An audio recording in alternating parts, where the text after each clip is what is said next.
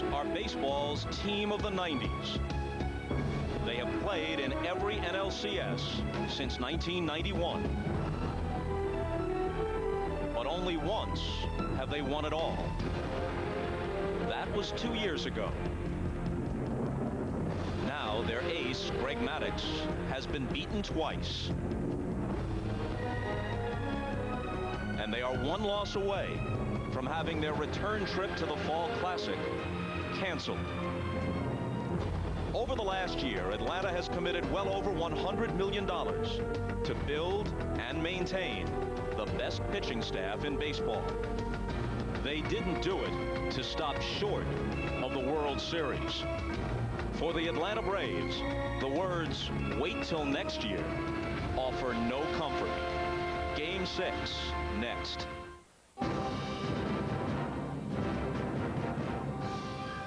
NBC Sports presents the National League Championship Series. Tonight, it's Game 6. The Florida Marlins versus the Atlanta Braves. During their sustained run of excellence in this decade, the Atlanta Braves have faced elimination in the League Championship Series 7 times. They have won 6 of those games. In 1991, trailing 3-2, they went into Pittsburgh and won games 6 and 7, denying Jim Leyland a trip to the World Series. Last year, they trailed the Cardinals 3-1. Won game 5 in St. Louis, came home to Atlanta, shut them down in games 6 and 7. Only in 1993, when they were upset by the Phillies, did the Braves fail to win when there was no margin for error. Hi again, everybody. Welcome to Game 6 with Mr. Baseball Bob Uecker and Hall of Famer Joe Morgan. I'm Bob Costas. Well, once again, Joe, the Braves find themselves pushed to the brink, but no team is any better equipped to deal with that. The Braves are not a great team, but they have a great starting pitching staff. But like great teams, they seem to respond best when they're threatened with elimination. Tonight, Tom Glavine gets the ball. One key will be for him to stay away from the right-handed hitters and keep them to the biggest part of the ballpark. For the Marlins, Kevin Brown, when he is healthy, he is the equal of anyone on the Braves staff. He will have to keep the ball in the ballpark to win this ball game. Game 1, he had problems with Klesko and also Chipper Jones. If he keeps the ball in the ballpark, he can win it.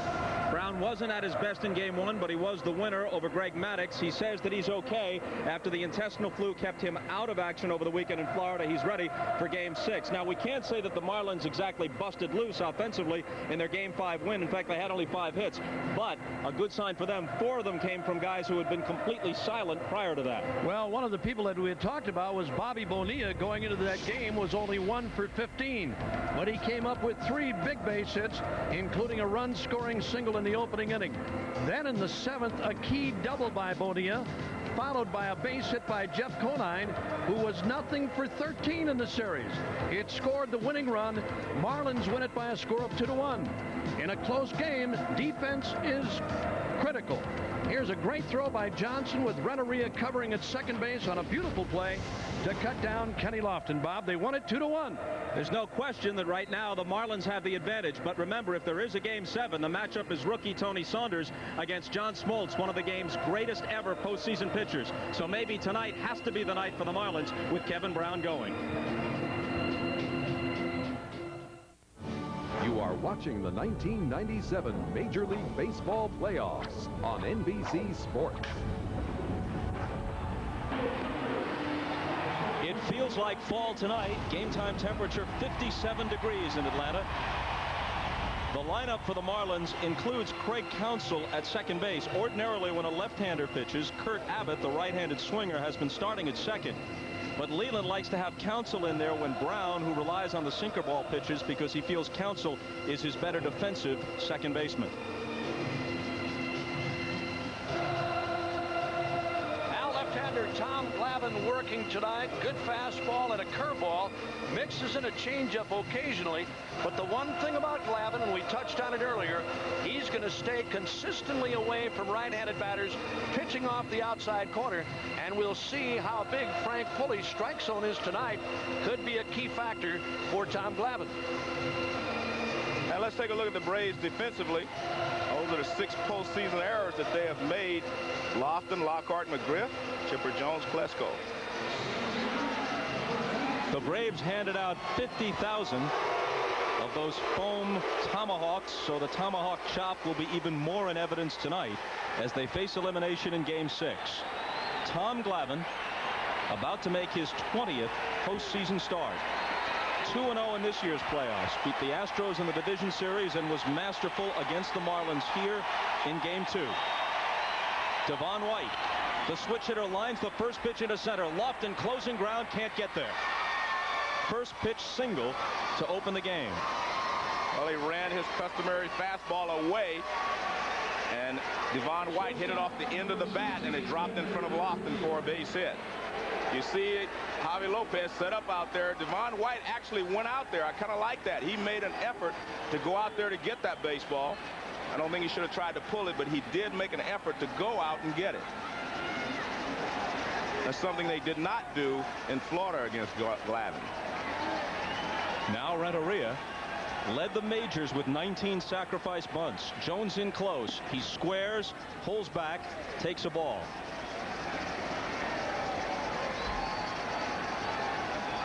In addition to his excellent work with the glove, as you see, Renteria is a useful offensive player.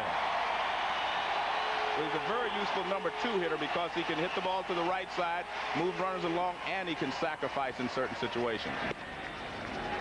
2 balls and no strikes. By reputation, Frank Pulley has a fairly generous strike zone. According to some folks, Eric Gregg redefined the strike zone in Game 5. Many of those folks are Atlanta fans, of course.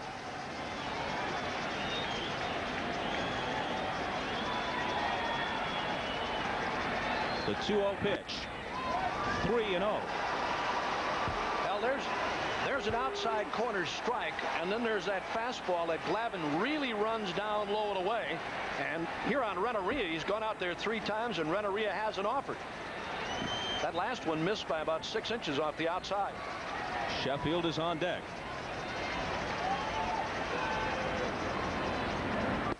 Just showing bunt and intending to take all the way. 3-1. That last fastball from Glavine, if you don't think he can throw a strike down the middle when he wants to, here's evidence right now. 3-0 fastball right down Main Street. Perfect hit and run situation. And he takes ball 4. So he went up there intending to bunt, but Glavine moved the runner into scoring position by walking him.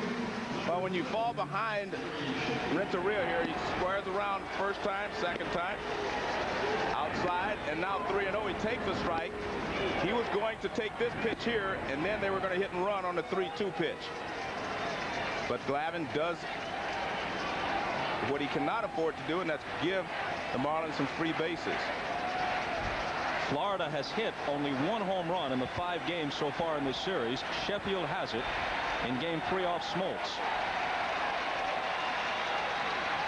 It's a very key at bat for Sheffield. What you want to do is make sure you get a good pitch that you can handle. You may have to take a couple, but make sure you get a pitch you can handle. Ball 1. The report on Sheffield.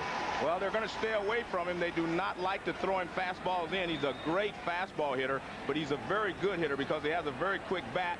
He can wait and hit the ball the other way, or he can pull it down the left field line. If he gets a good pitch to hit, he should be able to make a good swing here. Pulley gives him the corner, 1-1. You know, in watching batting practice tonight, Joe, and particularly Gary Sheffield, everything away, he was making a concerted effort to hit the ball to right field. There's that last fastball from Glavine around the outside corner, and again, it's a liberal strike zone. But the ball really carrying well to right field tonight. There's a big wind blowing from left to right. 2 on, nobody out on the Marlin first, and the 1-1 from Glavine to Sheffield. Strike 2. You know, the Braves were wise to temper their criticism of Eric Gregg after Game 5. They shouldn't squawk too much, because the last thing you want is for the umpires to react and contract the strike zone. You don't want Tom Glavine squeezed tonight. If they give him a liberal interpretation of the outside corner, he can take advantage of it as well as any pitcher in the majors.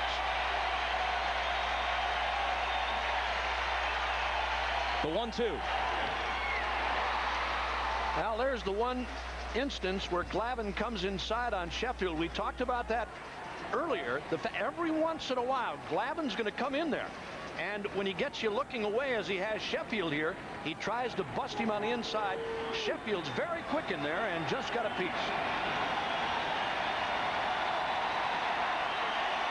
White at second, Renteria at first. Both are speedy. Another 1-2 to Sheffield. Hit to the right side and through for a base hit. Tucker fields it in right field. They'll stop White, and the bases are loaded. Tucker has a very strong and accurate throwing arm. Good hitting there by Sheffield because they just kept giving him the pitch off the plate outside. He finally goes that way. And this is what I said about Devon White. They're making a conscious effort to go out there and get that ball. Good hitting here by Sheffield. The ball's off the plate outside, but he shoots it through the right side because they're playing him around the pull. Tucker quickly up with it. That held Devon White at third base. Well, he did it during batting practice, making an effort to hit the ball to right field, anything away. And the batting practice pitchers, that's what they were doing, working away, away, away constantly. Bonilla has only 4 hits in the series, but 3 of them came in Game 5 Sunday. With the bases loaded and nobody out. Ball 1. Well, Bonilla, like a lot of the Marlins, has been struggling, although he got well, so to speak, in Game 5 when he went 3 for 3. But on that first pitch, Bonilla was even going out there to get it. They were all doing it during batting practice, Joe, really trying to hit to right. Cuts and misses 1-1. Bonilla has 8 career grand slams, 3 of them this year, including one against Atlanta.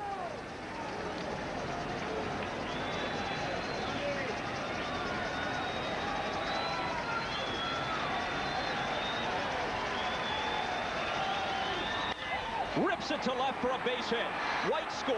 Renteria being waved home. Klesko's throw not nearly in time. 2-0 Florida. I really like the approach the Marlins have shown coming out here today.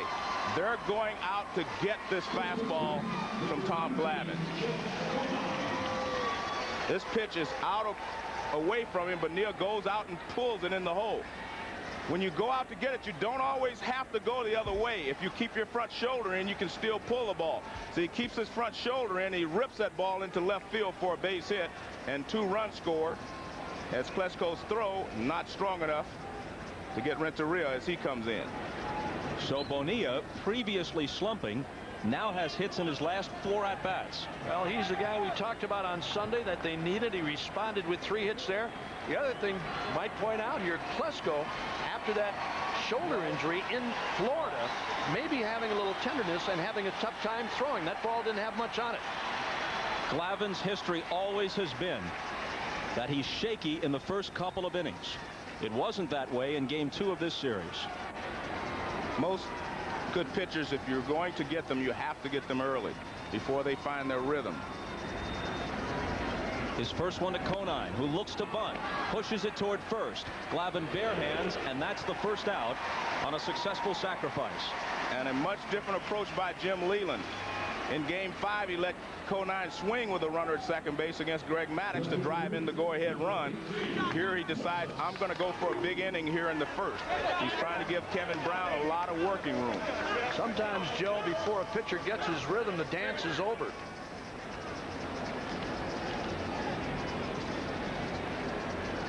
Bobby Cox managing tonight in his 79th postseason game, trailing the series 3-2 and this game 2-0 in the first. They'll walk Moises Alou and try and set up the double play with Charles Johnson coming up.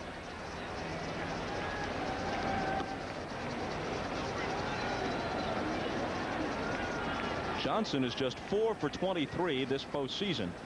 All of his hits for extra bases, 3 doubles and a home run.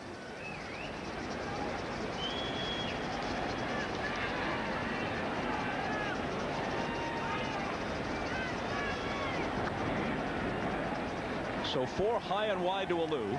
The bases loaded with 1 out, and the only man Glavine has retired gave himself up on the sacrifice.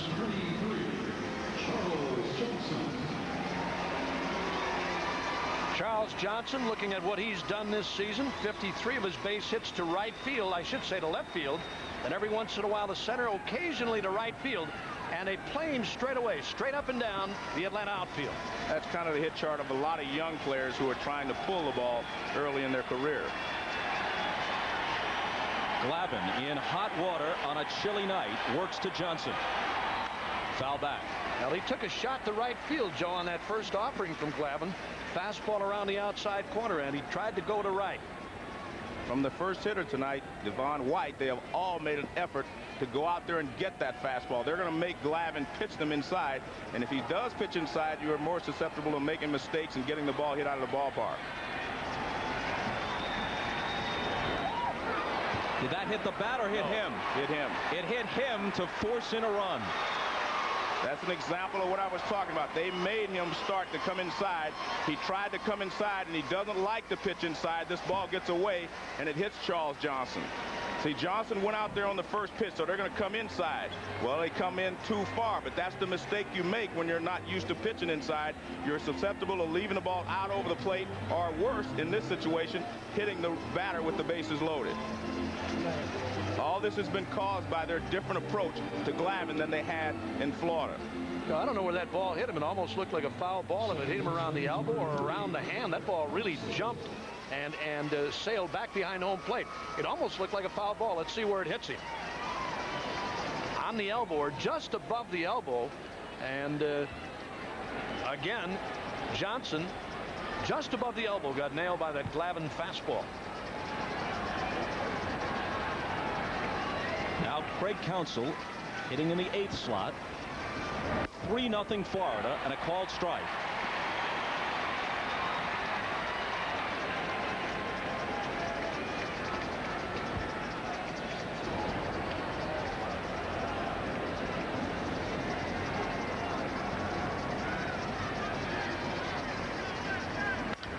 Hit through the middle. Picked up by Blauser. A little trouble getting rid of it. They probably couldn't have turned the double play anyway. They settled for the force, and Bonilla crosses with the inning's 4th run. This ball was hit toward the end of the bat. He broke his bat, but he hit it hard back through the middle. He gets enough roll on it that Blauser has to hustle behind the bag to get it. Cannot get it out of his glove, but finally the force out at second base. Again, I don't think they had any chance to get a double play on this, even if Blauser would have gotten it out cleanly, but he makes sure of one, which is a proper thing to do after you make the mistake. Brown, a 125 hitter, the 9th batter in the inning.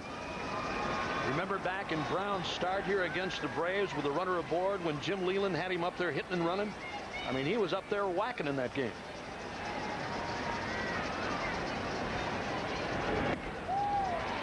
Remember, the man at the plate, assuming he's feeling well, is very stingy with the runs. This year, his ERA was 2.69. Last year, it was under 2. And now he's been staked to at least a 4-run lead. If Kevin Brown is healthy, he is the equal of anyone on the Braves staff. He pitched a no-hitter earlier this year against the Giants, so he can shut you down.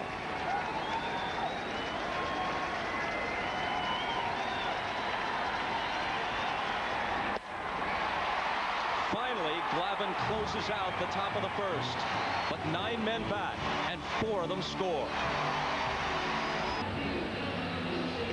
Glavine hasn't shut the Marlins down, that's for sure, so this lineup will have to produce.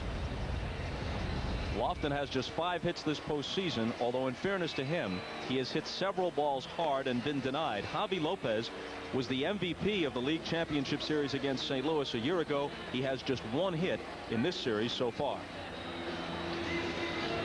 And here's Kevin Brown. Great sinking fastball. Throws a real heavy ball. He doesn't use a changeup very often. Has a good slider. And the key will be how good is his control. If he has good control, the Braves could be in for a long night. This is the defense. Look how well the Marlins have played defensively in the postseason.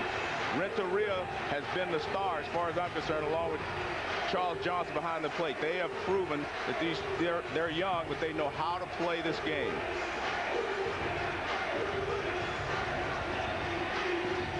You wonder if there's any conversation when Lofton is at the plate between the Braves center fielder and Charles Johnson, the catcher, who has thrown him out stealing 5 times this year, including a crucial situation in the 8th inning on Sunday. Well, this first inning is very important for Brown. He has to get a little tapper. Brown pounces on it. Quick throw. Got him. Wow, what a play by Brown. Lofton literally hopping mad. Wow, I mean, Brown really busted off the mound. Charles Johnson had no chance to make a play on this ball because he's got to make a turn either way. Watch Brown, barehanded pickup, his only chance. He fires a bullet to Conine. A very close play at first. Bruce Fremming saw him out. What a play. What a play by Brown. And Lofton almost beat it. Here's Lockhart. But the important thing is for Brown not to waste these 4 runs. Even if he gives up runs later on, it's important for him to shut him down here in the first. Hit over Conine's head and into right field for a Lockhart hit. Sheffield is on it. It's a 1-out single. That looked like a high slider from Kevin Brown. The one thing we talked about, because of Brown's illness in his first start, he was a little bit wild because he was strong. Lockhart bangs this high slider to right field. And in talking about Brown and the flu bug that got him for a couple of days, everybody thought, well, it'll take a little bit out of him and settle him down a little bit. We heard before the game today he was sky high and really ready to go. With the temperature in the high 50s, he's working in shirt sleeves. Ball 1 to Chipper Jones, who touched him for a solo home run in game 1. With that intestinal virus, Brown suffered fever, chills, achy muscles. Scheduled to start game 4, then pushed back to the 5th, then scratched for that one as well. Jones goes the opposite way, but it's out of play.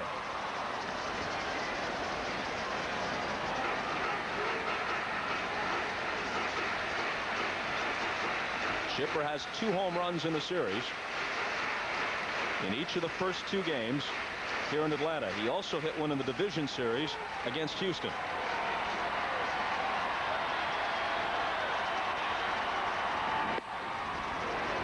Two balls and a strike. What a spot this is for Kevin Brown.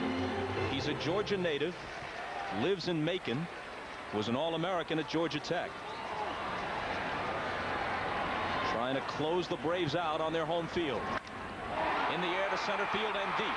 Devon White gliding back to the edge of the track for the 2nd out. Well, despite the fact that the wind is blowing tonight from left to right, and it will carry a little bit better in that area, Chipper Jones just got under this ball a little bit. Look at that, right under it, just a tad, putting Devon White back on the warning track for that drive to center. The ball will get out of here in left also. Balls that are hit on the line are going to get out of here. The ball's carrying fairly well despite the wind to right.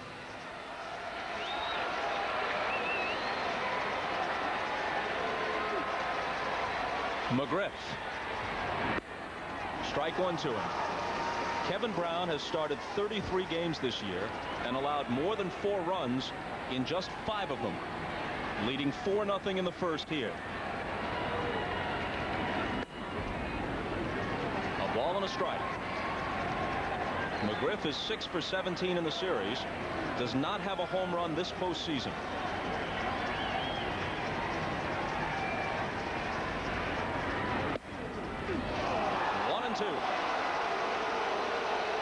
Well, that one got the attention of Fred McGriff. Not so much outside inside corner. McGriff thought that one below the knees. Again, a little breaking ball, a little slider from Kevin Brown just below the knees, and Frank Pulley liked it. McGriff, of course, was the last hitter and the last of 15 strikeouts by Livan Hernandez on Sunday. Lines this one to left center field. It falls for a hit.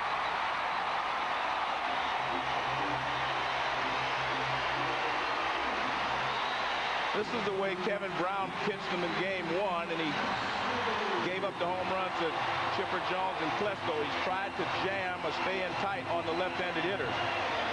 This pitch is up. He jams McGriff, but he's able to fight it off enough to get a base hit to left field. And here's the scouting report on Klesko. If you have a good fastball, which Brown has, you can throw him above the belt inside. You don't have to throw him a lot of curveballs, but you have to miss change-ups and sinker balls away. I think he should throw him a lot of sinkers away. Klesko has 3 hits in the series. 2 of them are homers, including a game 1 shot off Brown. And he taps it foul. Now these two clubs, after 5 games, Bob, combined hitting .210. Tonight, opening inning, 5 base hits already. 3 by Florida and 2 now by Atlanta. Charles Johnson talking things over with Kevin Brown. He's gotten upstairs a couple of times, Bob, and we've seen it before. Anytime he gets up there, and especially with a breaking ball, he's been hit. Well, I think Charles Johnson was talking to him about that because that ball was middle of the plate. You're going to have to stay away from Klesko to try to make sure he doesn't get a ball that he can hit out of the ballpark. The 0-1 pitch. Inside. Sliders off the plate in, fastballs away.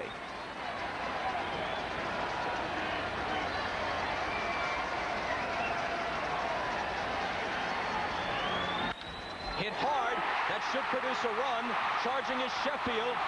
Lockhart's coming to the plate. The throw is cut off. It's 4-1.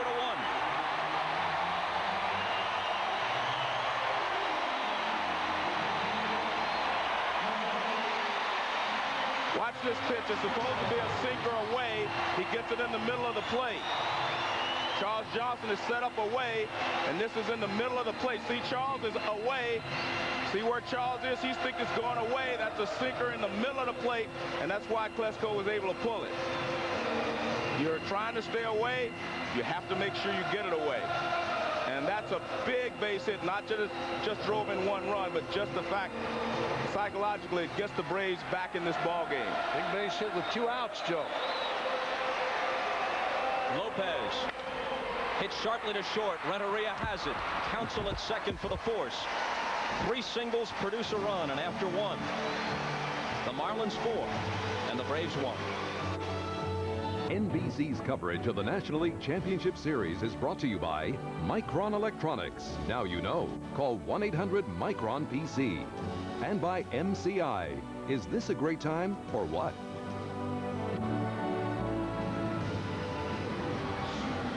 Well, those red tomahawks are everywhere in evidence tonight at Turner Field, but you may hear the shaking of maracas. Those are the Marlin wives, at least many of them, in an area behind home plate, trying to do their part to cheer their heroes on.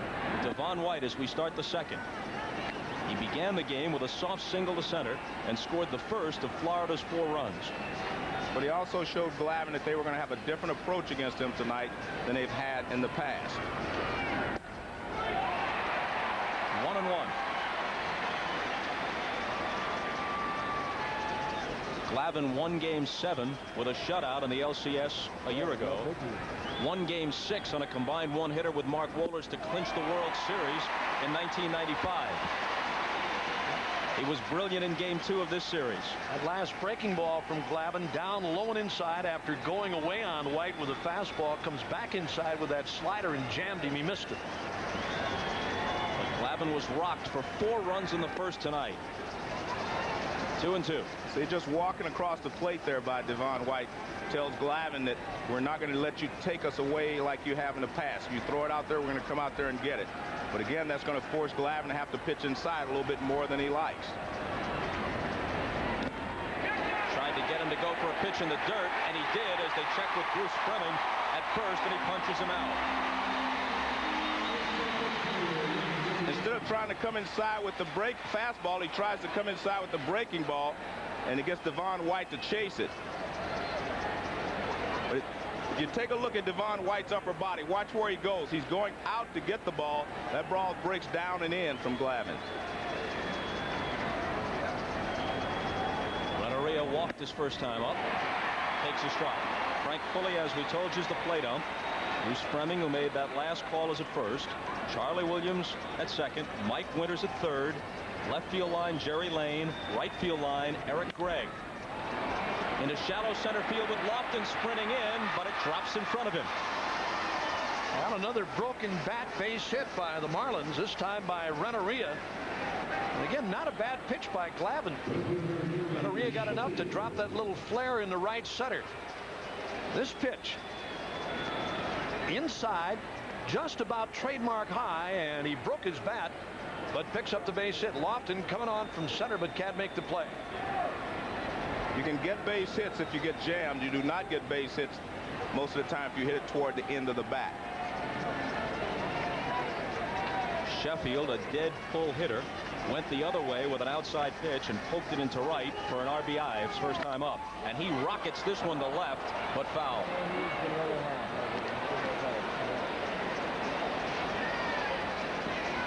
Take a look at Gary Sheffield's hit chart. Most of his balls go from left field toward the line simply because he has such a quick bat. Let me take that back. Sheffield single in the first loaded the bases, didn't produce a run. Bonilla followed with a 2-run single. 1-1. Gary Sheffield, despite that base hit to right field, always is looking inside. I mean, you can go away, and then try to bust him in there, but he's so quick. I mean, he'll get out in front of that thing and hit it foul if he does get it, if it's inside. You just can't jam this guy, it seems, Joe. I mean, I've watched him from the time he came to the American League, and he really hasn't changed that much. Every once in a while, an occasional shot to right, as he did in the opening inning.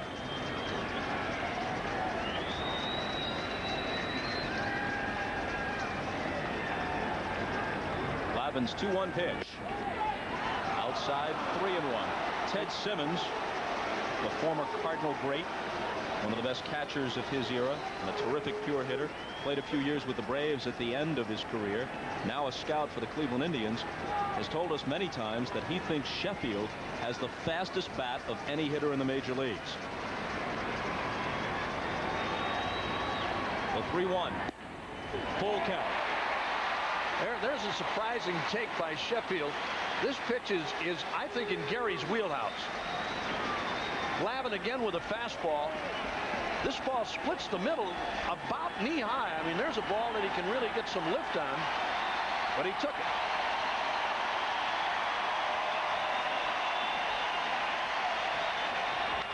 .32 pitch popped up, and I mean a mile high. When it comes down, it should be in McGriff's glove, and it is. Oh, what a pitch by Glavine. Again, we talked about him coming inside, even to Sheffield, who is so awfully quick inside, but this is a Tom Glavine fastball, and he got in there, and Sheffield popped it up. Well, let's take a look at this pitch. 92-mile-an-hour fastball on the inside part of the plate. Sheffield misses it, but I would not fool around in there too often if I was Tom Glavine. Bonilla fouls the first one back. Again, for those of you unfamiliar with it, supervision is a computer tracking of the pitch, which charts both its speed and its break. Well, the one thing we've seen here is that their approach in the first inning has caused Glavine to make some adjustments. See, now he's come inside to Bonilla and also to Sheffield. He did not do that the entire game last time. But when you come inside, you have a chance of making more mistakes.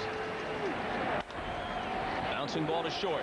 Blauser to his right. Quick flip to Lockhart covering, and they've got the force. A scoreless top of the second. Still 4-1. Welcome back to Atlanta. I'm Jim Gray. Well, Kevin Brown is feeling much better today. He came to the ballpark yesterday, took batting practice, worked out, shag fly balls. Today he arrived at the ballpark, took his customary nap about an hour and a half before the game, slept for about 45 minutes. His teammates tell us that they know that he's feeling much better because he's being very difficult to be around once again. Bob? All right, Jim. Brown pitched well in a no decision in the division series against the Giants. One game won in this series over Greg Maddux. In fact, he hasn't lost to anyone since the Cardinals beat him on July 27th. He's ahead of Michael Tucker, leading off in the second, 0-2.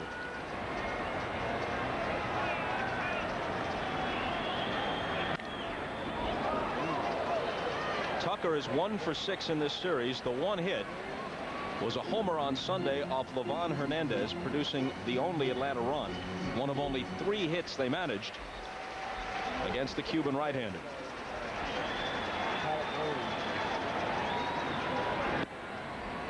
One and 2.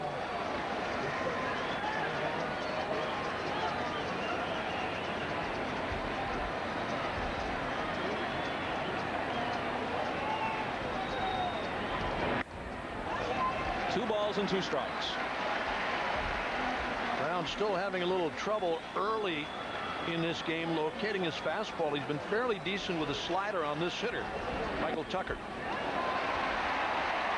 It's just a guess, but given the way Brown looks early, even if he holds on to some portion of the lead, I think Dennis Cook could figure in this game in a big way in the middle innings. Called strike 3, and Tucker turns away. That was a beautiful fastball. That's that running fastball he throws, 92 miles an hour. And watch the ball starts in the middle of the plate and just runs away from Tucker. Nothing he can do with it. That's great movement on a fastball, and that's what makes Kevin Brown so tough. Might have even been a strike swinging, Joe, when you saw Tucker no more than halfway. Now Blauser.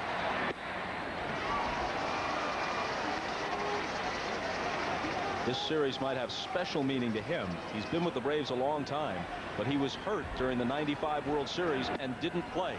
So the one time they won the World Series, he was a member of the team but didn't get to play. He'd love to go back.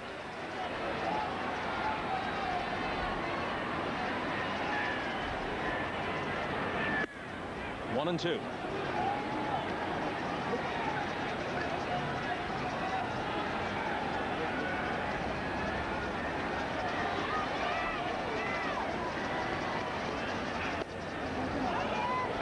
The count evens. Glavine is on deck.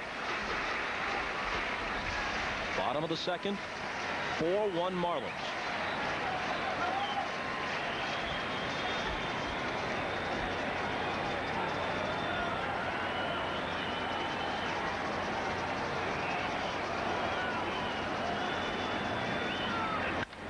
Hit right through the wickets and into center field.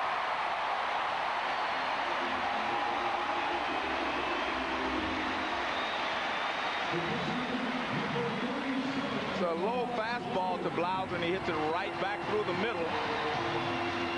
Low sinker right back through the middle for a base hit. Right around knee high. Good hitting there by Blauser. Didn't try to do much with it, just hit it right back where it came from. With 1 out, Bonilla's already moving in at third, anticipating the bunt from Glavine, and he bunts it foul. Glavine is a good hitter. 222 for the season. Bobby Dew's at third.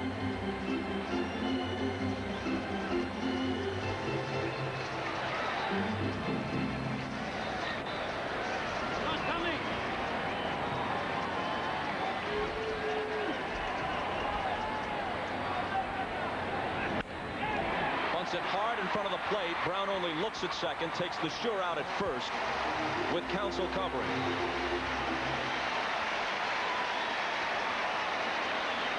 Folks, you can follow the baseball postseason online at MLBWorldSeries.com with reports from both the National and American League playoffs. Plus, test your batting skills online and face the computer's best pitches. Play now at MLBWorldSeries.com. They've gotten it to the point where you can hit on a computer. Well, where you can hit on a computer, there's a difference. You know, that's an excellent point, but between you and me. One which probably does not need to be expanded upon here. Well done, buddy. And a strike. It doesn't make any difference if it was a computer or live pitch. It's pretty much the same with me.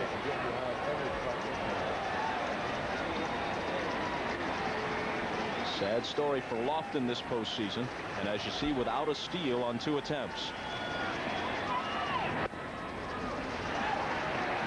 See, Kevin Brown struggling with his location, not so much to throw strikes, but to hit the location that he's trying to find. That pitch was supposed to be inside, and it missed off the plate outside. That one makes him skip around a little bit. 2-1. Often taking a long look at Kevin Brown, but that's the way Kevin Brown works. This is a slider inside, and it almost nails Lofton in that back leg. Here it is again. Look at this ball breaking down low and inside and almost nailed. Now Brown maybe going away with that sinker. His ball sometimes, Joe, looks like it moves 6-8 inches down. That fastball away from a left-handed batter or even into a right-hander for that matter. 2-2. Frank Cooley was telling me yesterday that the key in umpiring a game with Kevin Brown pitching is not to anticipate, because that sinker has such late breaking action. You got to wait and be sure. I still think umpires sometimes, Bob, have a tendency to anticipate a little bit because of where you sit as a catcher. 2-2 pitch is a base hit. It'll be 4-2 as Blauser heads home. Lofton comes through, and the Braves are very much alive. They're right back in this ball game again, and despite the 4-run Marlin first, long way to go in this game. This is a high fastball again from Kevin Brown. This pitch is up in the strike zone, out over the plate. Lofton right on it, and another big 2-out base hit. There's the place that Brown got stung in his first outing with home runs by Jones and Klesko. Take a look at these pitches. They wanted this pitch to be way inside and move back over the plate. That one gets a lot of the plate, almost the middle of the plate. The 2-strike pitch is what he wanted, but he moved it out over the plate. Having trouble with his location. Not throwing strikes, but location. Ball 1 high. In an inning and 2/3, the Braves have 5 singles off Kevin Brown. Lockhart has one of them. Broken bat, and a foul ball off the right side.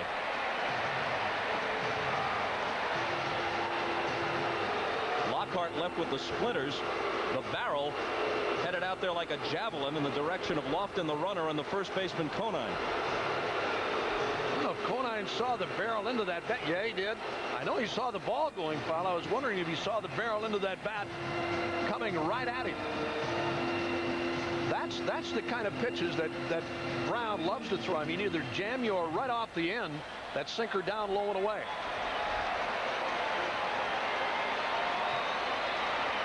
The 1-1 pitch. And now Brown steps off and pegs to first, but Lofton gets back.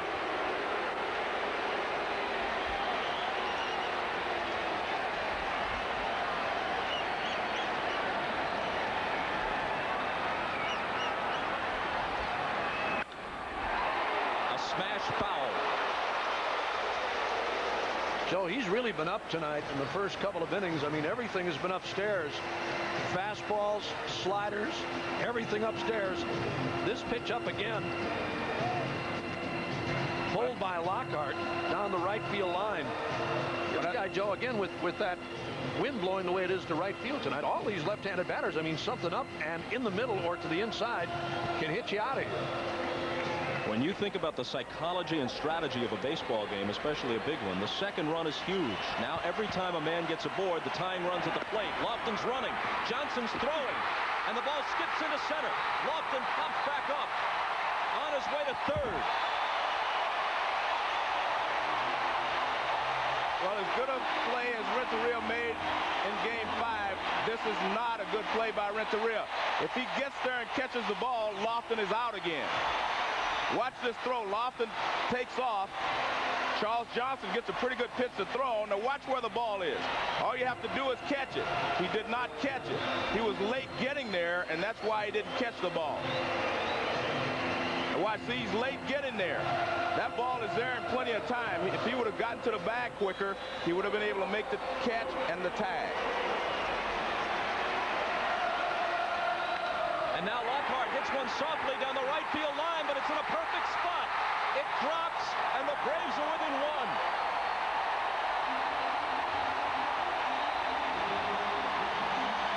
Heath Lockhart 2 for 2 in this game, and a big base hit here again with 2 outs after the big steal by Lofton.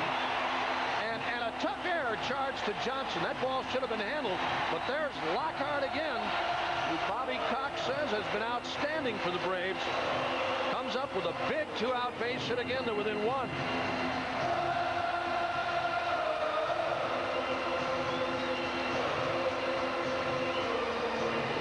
Now the pitching coach, Larry Rothschild, to the mound.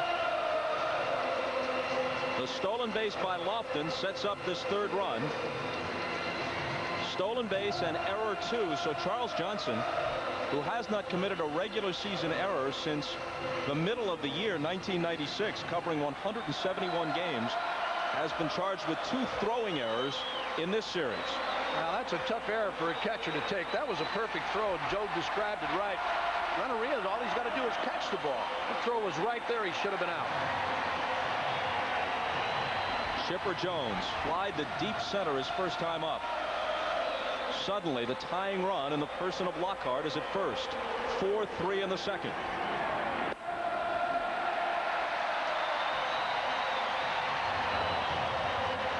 Felix Heredia gets up. Well, Jimmy Leland told us if Brown got in trouble early tonight, Heredia would be the man, and he's in trouble. 26 pitches in this inning. And behind Chipper Jones, 3-0 with Fred McGriff on deck.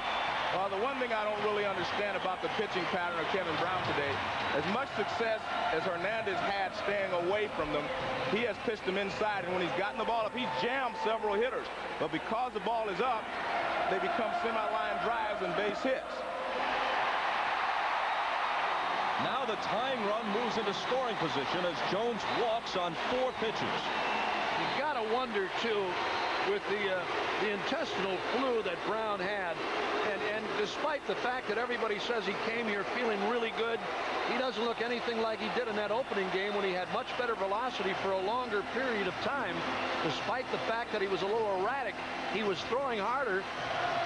Tonight, the last couple of hitters, he seems to be pulling back on the ball to try and throw strikes.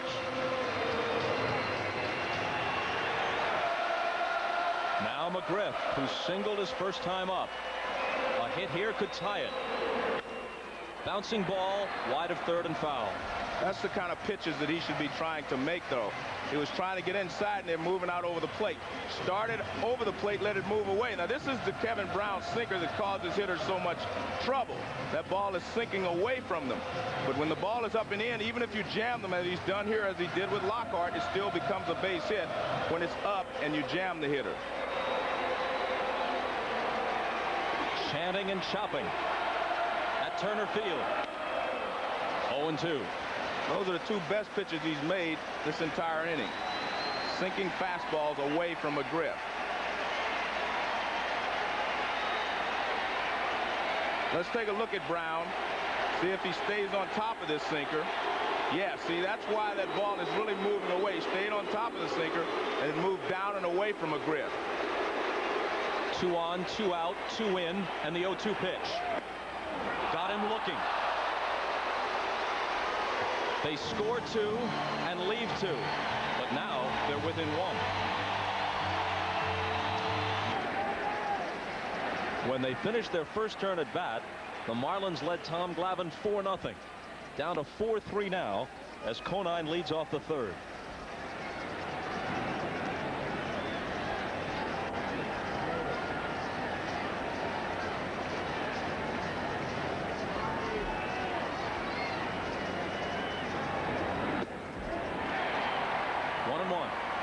Now, wait a minute.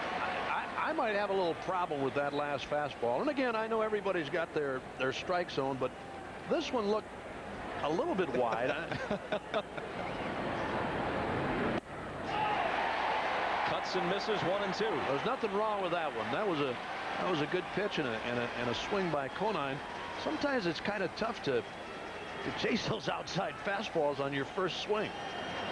What was it that one wag said about Eric Gregg after Sunday's Game 5? We'll pass it along to you after this pitch. Strike 3 swinging. 3rd strikeout for Glavine. Well, Glavine's first offering down low on Conine. There's that strike. Just a bit outside. Swing and a miss by Conine. Then the breaking ball got him to finish it off. Now Moises Alou, who was walked intentionally in the first. Don't worry, we'll get around to Eric Gregg. Take you a while. Called strike from Pulley. Gregg, of course, one of the most likable guys in the major leagues in any capacity, working the right field line tonight. This ball is hit his way, but it's Tucker's job to catch it, and he does. I'm going to show you the play that I talked about with Renteria. He made a great play to tag Lofton out in game 5. He makes a poor play here. Now here's the throw. He's not even at the bag yet. This is why the problem occurred. He's late getting there and he doesn't catch the ball. The ball's going to hit right in here. The ball gets there in the air. Look at that. Right there. The ball hits just before Lofton hits the bag. And he pops one into shallow right. Tucker again. Glavine works a perfect third. Hang on, Eric Gregg fans. We won't forget. After Livan Hernandez struck out 15 in game 5, 6 of them on called strikes. One wiseacre commented, well, Eric Gregg may have lost a lot of weight, but he still likes a big plate. What were your thoughts, Joe, on the liberal strike zone for Eric Gregg in game 5? Well, I think the Braves of all teams should never complain about a strike zone. There were strikes that their pitchers get every day during the normal season. The strike zone was not what beat them. Livan Hernandez is what beat them. He pitched a very fine ball game, and I think they're taken away from the accomplishment of that young fella. The 1-0 pitch now to Klesko. He nubs one up the middle, charging his Renteria. Quick flip, got him. You know, in defense of the Braves, Joe, too, we talked to Bobby Cox tonight. He said, hey, you know, I accept the fact that the guy pitched a good ball game. Once he got locked in on the outside corner, he stayed there throughout the whole game. If there was one gripe that they had, it might have been the last pitch. But one pitch, one call does not beat you in a ball game. No way. I think this inning is very important for Kevin Brown to reestablish that he's going to take control of this ball game. He needs a 1-2-3 inning here. And a strike to Javi Lopez. Should the Braves left-handed hitters have moved closer to the plate in game 5? You know, I don't know if they should have or not, because in difference to what Hernandez was doing, I mean, you move up closer on him, he's just going to go a little bit further away on you, and if you don't chase that, then he's going to start busting inside. On 3 pitches, Lopez is gone. Well, let's take a look at Kevin Brown here. He's reestablishing himself. That's the sinker I want him to throw down. Keep the ball down. That's a breaking ball. Comes back with another sinker on the outside corner. Keeping the ball down in that instance. He got a lot of balls up the first 2 innings. Javi Lopez not all that happy about those calls by Frank Pulley, but again, you're a catcher. You're a catcher. You're going to have to sit back there and take the pitches from your pitcher. You'll like them then, but when you're up there hitting, we've talked about it before, no way you can hit them. You don't think you can reach them anyway. Tucker had called time before the last pitch, so the count is 1-0. 2 out, nobody on. So far this inning, he has been able to keep the ball down, and that's the Kevin Brown that the Marlins are looking for. If he keeps the ball down, they will hit a lot of ground balls and stay in the ballpark. Brown has retired the leadoff man in all 3 innings. The 3 runs the Braves have scored, 1 in the first, 2 in the second, all came with 2 out. Bouncing ball to Conine. Brown covers, and he has his first easy inning. After 3 at Turner Field in game 6, the Marlins by 1. Full moon on an autumn night in Atlanta. Top of the 4th. Glavine works to Counsell. Strike 1.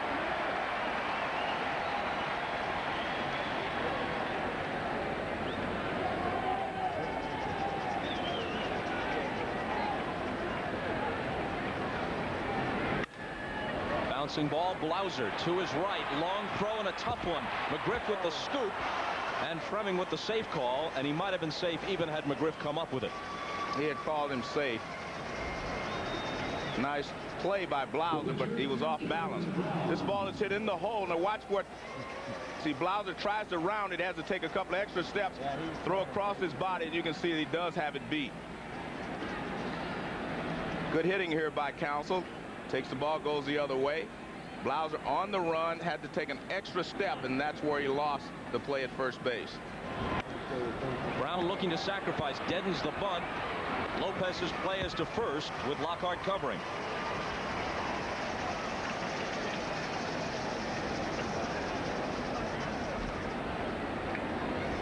Despite a very shaky ninth inning, Baltimore stayed alive and won Game 5 at Cleveland, forcing the series back to Camden Yards. You'll see it on Fox at 4 o'clock Eastern Time tomorrow.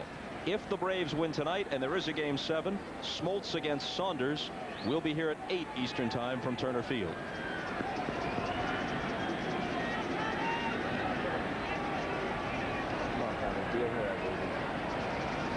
Leading 4-3.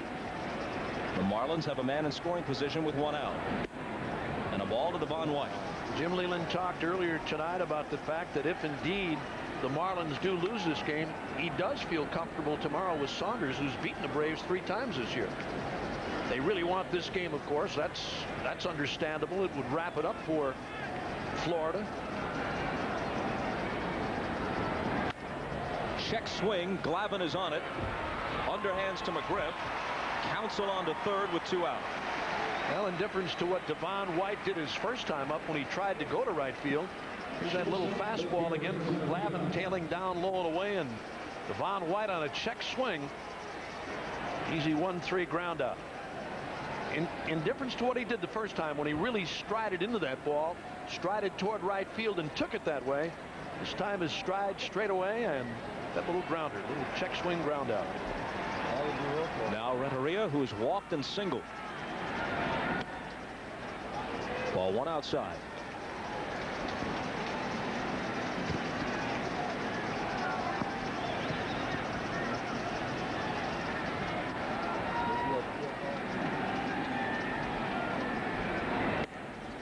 (2-0).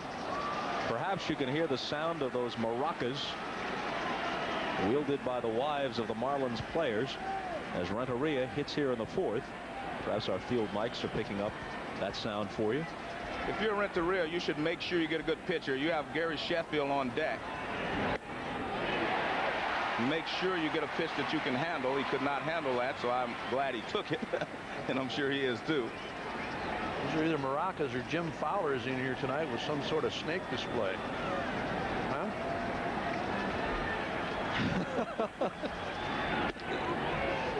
Interesting reference by Uke, who apparently is spending a whole lot of time on the Discovery Channel. Nothing like watching a jackal chase down an antelope, is there, Uke? Especially in Milwaukee. The 3-1 pitch. And Renteria has walked for the 2nd time tonight. And a good at bat by Renteria. He did not go out of the strike zone. He didn't chase pitches. See, he's going to stay away from you, trying to get you to chase something here. Even the 2-0 pitch he should not have swung at. It was a tough pitch. He takes ball 4 here. Now he gives their best hitter a chance to drive in a run. And Gary Sheffield is their best hitter. Glavine has walked 3, 1 of them intentionally, and hit a man quite unintentionally with the bases loaded. Sheffield is singled and fouled out.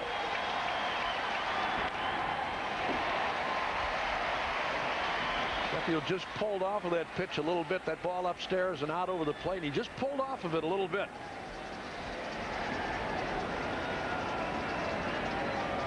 There it is again.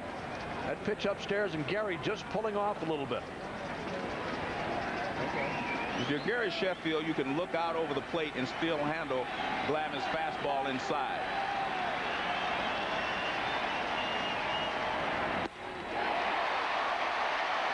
Oh, and 2.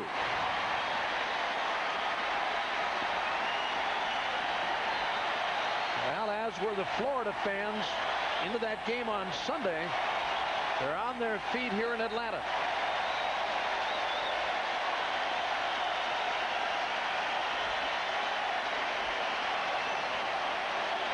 Counsell at third, Renteria at first. 2 out on the fourth, and the 0-2 pitch. Well, you see Glavine's upset with that call. He wanted it.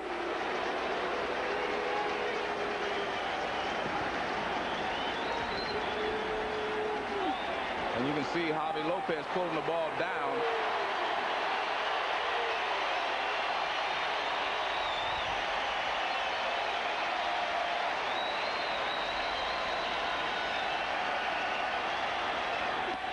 Two and two. That pitch there is not meant to be a strike. All he wants to do is try to get Sheffield to chase it, or at least act like he's coming inside so that he can go back away. Might not be a bad idea, Joe, to come right back in there again, though, down low and inside. I mean, Sheffield anxious here. 2 outs, 2 on.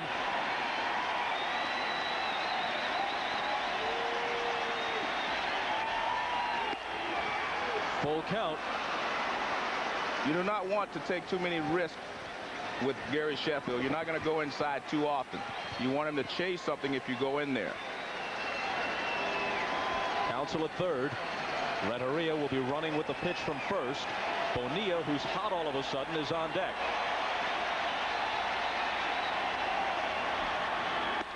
Bases loaded. And I think that was an important at bat for Sheffield to do just what Renteria did. If Glavine does not give you a pitch to hit, take it and let Bonilla leave it up to the next hitter. Because if you go out of your zone, he's going to get you out. Fastball away, slider, fastball up, breaking ball down and in, fastball away, and another fastball away. So Glavine walks him after being ahead 0-2. His fourth walk. Renteria and Sheffield back to back here. Bonilla should be as patient as well. Just be patient. Get a pitch to hit. Strike one. Wow, that was the one to hit right there. I think looking away, wanting something away and deciding to go that way, and Glavine starts him off right down the middle. Well, that was a breaking ball, and Bonilla was sitting fastball away, so he should take that pitch. He still has 2 more to go. Glavine, don't let him get out of this with 1 pitch. A ball and a strike with the bases loaded in the first. Bonilla singled home 2. Well, you have to still be patient. Remember, you do not have to get a base hit. He has to get you out. That should be the mentality that you have in this position. Make him come get you out. Don't help him out.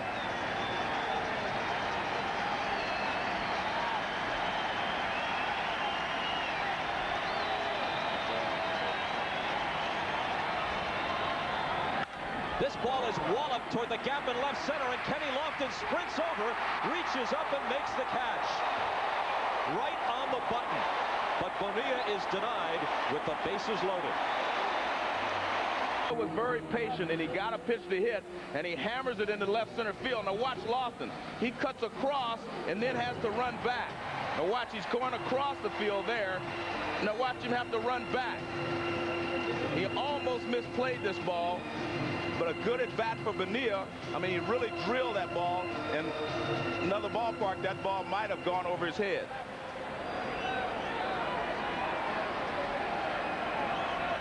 Hauser starts it in the Atlanta half of the fourth.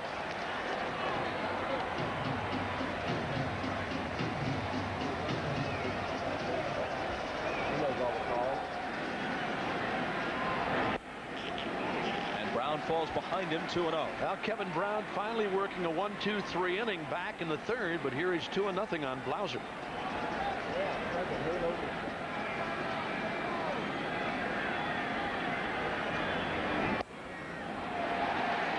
Make it 3-0.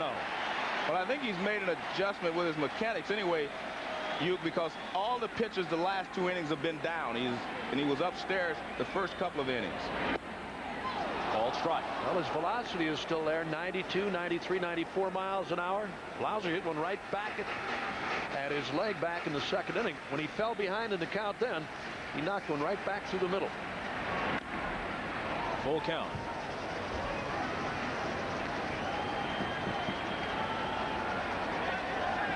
And he made the adjustment. He's getting on top of the ball, and he's getting it to stay down and sink.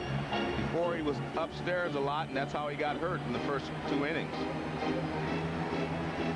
Take a look at this last pitch, and you'll see a 93-mile-an-hour fastball with 4 inches of sink right on the inside part of the plate. Good pitch there.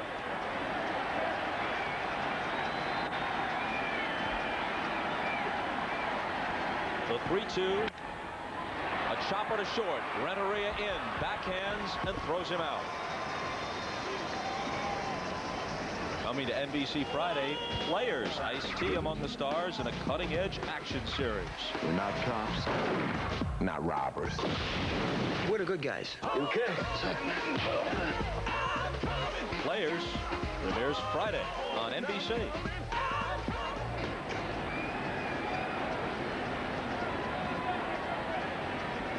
Glavine steps in with 1 out and nobody on. By the time he got out of the Marlin first, his team was trailing 4-0, but he settled down and they're back within 4-3.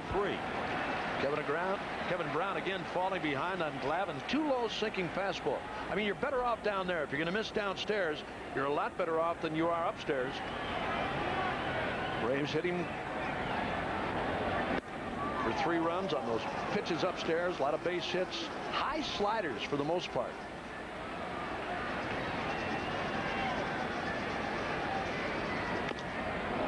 Big chopper. Bonilla has to wait for it to come down, and now he has no play.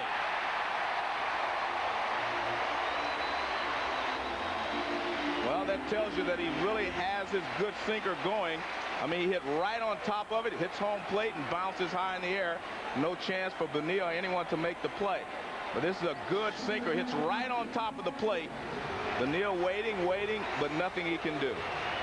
He tries to make a quick throw, but he can't get rid of it. And Glavine gets to first base with a base hit.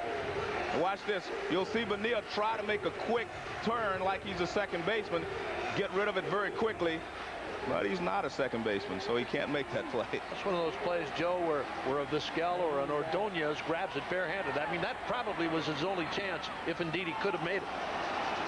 Your old-style Baltimore chop and an infield single for Glavine. Going without the warm-up jacket at first. And it's 0-2 to Lofton. Well, you see the difference this inning and the last inning with Kevin Brown. Everything downstairs and sinking. They're not going to do any damage to him when he does this. Ball sinking down and away. Lofton got a base hit on a ball up and in his last time up. Outside, 1-2.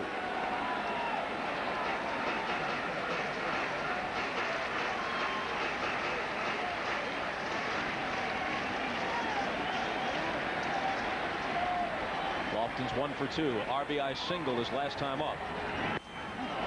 A weak swing and strike 3. It's the 4th strikeout tonight for Brown. Not so much a weak swing. That was a 94-mile-an-hour fastball, Bobby. It's really full. Look at that, right out there on the corner, right out there on the corner again. Just off. Now watch this one. This one really sails away from him. Just a beautiful job of pitching there by Kevin Brown. Everything down around the knees.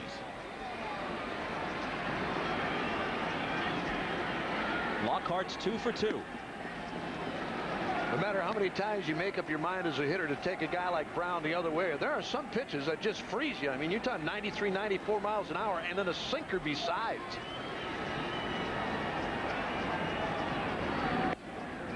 There are a lot of guys that don't throw a four-seamer 94 miles an hour. This guy has that great sink to go along with it.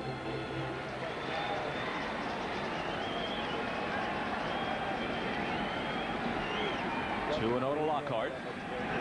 And he whacks one to right that drops for a hit. He's 3 for 3 tonight, and he's hitting .500 in this series on 7 for 14. Well, he's getting the mistakes that are being made by all the pitchers. He tries to throw the ball down. He misses. 2-0. Now watch this pitch. It's up again, and he whacks it up and over the middle of the plate. Those are the pitches that he is hitting. When they get the breaking ball over, get the ball down, they've been able to get him out. But when you get behind an account, have to give him a fastball, especially when it's up, he's been able to line it hard to right field. He's really a pull hitter just about all the way. For a little guy, I mean, he tries to pull everything.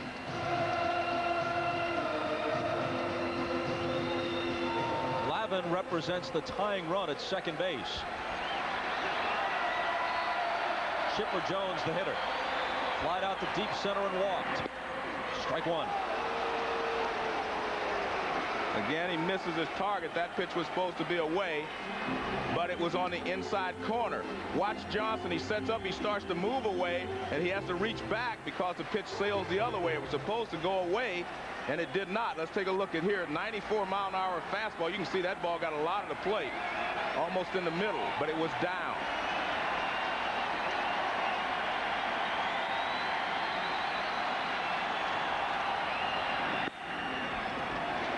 One.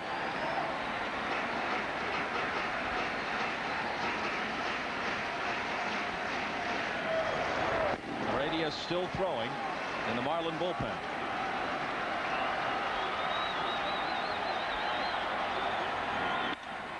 Grounded foul. In the top of this inning, an infield single and 2 walks loaded the bases. And the Marlins had a chance to open some distance between themselves and the Braves again. But a shot to left center off Bonilla's bat was hauled in by Lofton. That kept things tidy at 4-3. And now a single could tie it. All of the Braves scoring tonight after 2 were outs, with 1 in the first, 2 more in the second.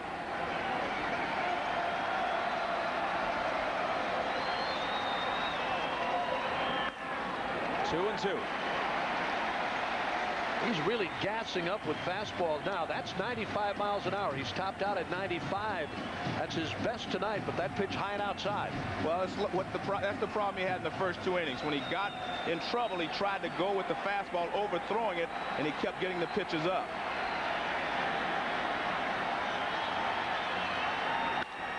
Ground ball to second. Counsell has it, and Brown is out of the inning. After 4 in Atlanta. 4-3 Marlins. Something is apparently wrong with the plate umpire, Frank Pulley. He has left, and it's possible we'll need a replacement behind the plate. Let's go down to Jim Gray. All right, Bob. Well, Frank Pulley just came over to National League President Len Coleman, and he told him he is not feeling well. He's having trouble seeing out of his right eye. It's bothering him. He asked Len Coleman to get a replacement. Charlie Williams right now will go in and get suited up. So Frank Pulley will be leaving the game, and Charlie Williams will be behind the plate. Bob? So Charlie Williams begins the game as the second base umpire. Bruce Fremming, who was at first base tonight, would work the plate if there is a Game 7. What does it mean to Glavine and Brown to have a change of plate umpires in the middle of the game? Well, as I've said this entire series, each and every umpire has his own interpretation of what the strike zone is. So they're going to have to make adjustments to what Charlie Williams starts to call. But it's something you're going to have to wait and see. 4-3 ball game here after the Marlins got 4 in the top half of the first inning, and things look bleak for the Braves. Well, the Braves have shown in the past that they are, a championship-type ball club, and they're never going to give up. They're not going to quit. And I think the problem was that Kevin Brown was just overthrowing. Maybe his adrenaline was flowing too high or whatever the first couple of innings. His fastball was up. He has been getting the ball down the last couple of innings, and if he keeps it down, this 1 run may be enough. Bob, you talked earlier about talking with Frank Pulley yesterday, and we saw him. He was in great spirits yesterday and really looking forward to working home plate today in this ball game. Had his wife and daughter traveling with him during this league championship series and seemed to be fine. Yep. Jim Gray, as always, is on the case. Here's Jim again. All right, Bob. Well, he's having a problem with his eyes. Apparently, he has film covering both of his eyes, and he told Eric Gregg and some of the other guys on the crew that he just is having terrible difficulty picking up the ball, and he's asked that he be replaced. In fact, he's not even going to go back out into the field at all. He's going to go back into the clubhouse. They're going to try and correct whatever the problem is, but he's had difficulty the last couple of innings picking up the ball and felt as though he probably should remove himself. Bob? All right, Jim, thanks a lot. Charlie Williams then will have to go inside momentarily and don the gear to work the plate. And since that's the case, we'll step aside for a commercial break and be back to Turner Field in Atlanta. Game 6 of the National League Championship Series in just a delay here in Atlanta before we begin the top half of the 5th, with the Marlins leading Game 6 4-3. Plate umpire Frank Pulley having difficulties with his right eye, removing himself from the game. And for more, we go to Jim Gray again, and this time he's with National League President Leonard Coleman. Jim? All right, thank you, Bob. Leonard, Frank Pulley came over to you and said what exactly about his right eye? Good. Well, Frank is ill and having some difficulties, and he wanted to continue. And after conferring, we decided it was best with his concurrence that he leave the game. Now, Bruce Fremming said in between the time when we were gone away from commercial that he has a virus in his right eye.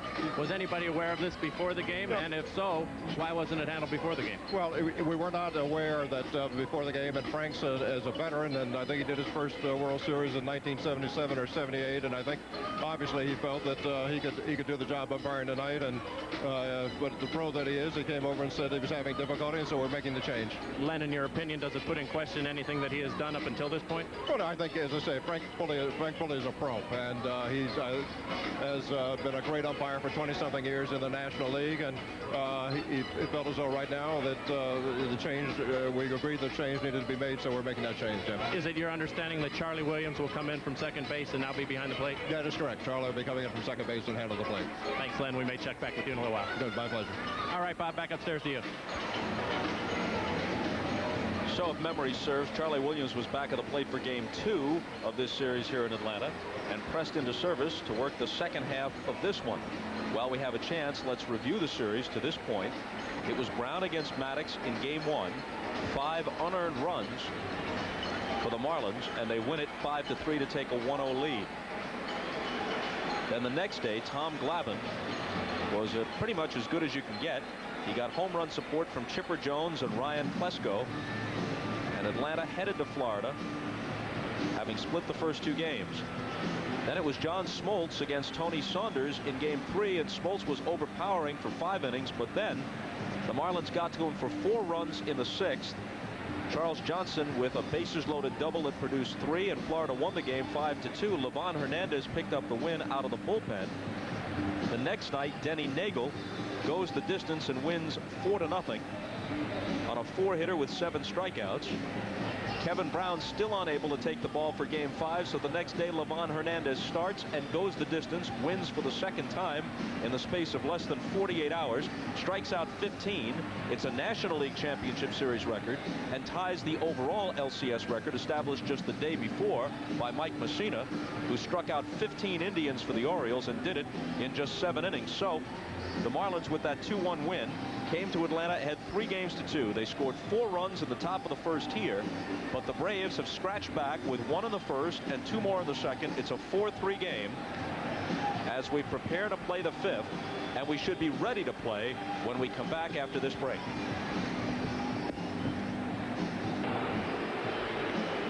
Charlie Williams is getting set to work behind the plate.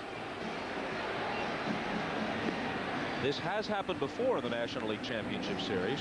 Coincidentally, 5 years ago tonight, game 7 between the Pirates and the Braves in Atlanta at Fulton County Stadium. The late John McSherry, not feeling well, working the plate on that occasion 5 years ago exactly. Removed himself from the game, replaced behind the plate by Randy Marsh, and it was Marsh who made the safe call, a correct call, very close play, the safe call on the sliding Sid Bream on the Francisco Cabrera base hit. And Bream, not the world's fastest runner, chugging home from second with everything he had, beating the throw by Barry Bonds and the tag from Mike LaValliere, as the Braves won one of the most exciting playoffs in the history of baseball. With Williams behind the plate, Conine is at the plate. He serves one down the right field line, and this ball drops for a base hit. Tucker is over quickly to hold him to a single, and that's the way the top of the 5th begins. Now, a good play by Michael Tucker in right field on this slicing fly ball by Conine. Again, a pitch down low and away from Glavine, and he went right with it. And a good play by Tucker to get to it, to hold him to a single. Here's again down low and outside. That's a good pitch from Glavine, but Conine adjusting to it. Picks up the base hit right along the right field line.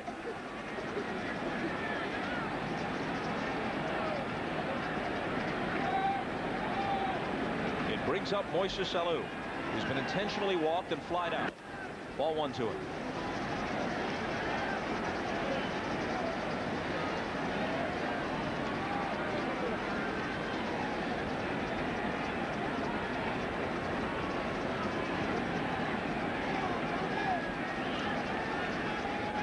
Glavine's 1-0 pitch. the seats. Well, with the short break, and again the change of umpires behind home plate, I don't think it's anything really major. I guess you treat it with the same idea of a short rain delay, Bob. And Jim Gray spoke with both managers, and they say that's how they're treating it. And how else would they treat it? A ball and a strike.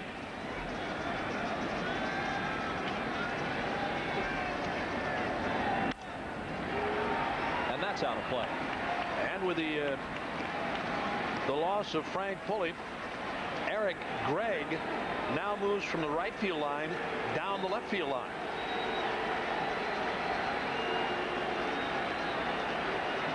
And there is no umpire in right field. It's up to Bruce Fleming to make the calls down the right field line.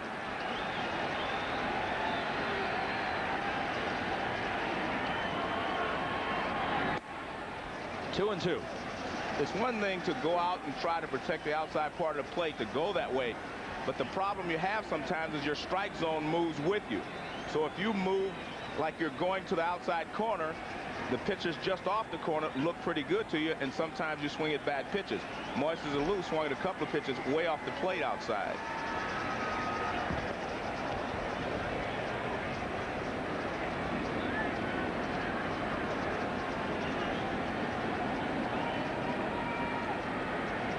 Conine at first. He singled to open the fifth. 2-2 to Alou.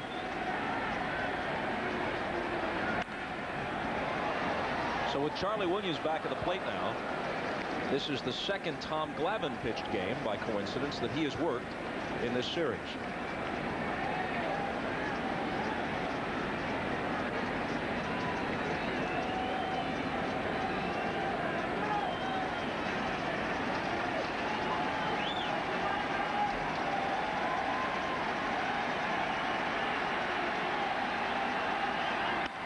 Hit back to Glavine off his leg. He chases it down, and they get one. Had he been able to field it cleanly, it likely would have been a double play. And a good thing this ball was really not tagged by Alou, because it nailed Glavine right in the shin, it looked like. This little slider, and right back at him. That's where it got him, in the shin on the left side.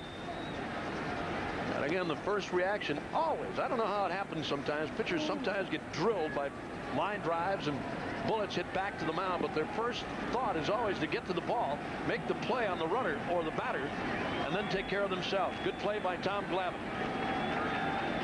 Now Charles Johnson, hit by a pitch to force in a run and fly to right.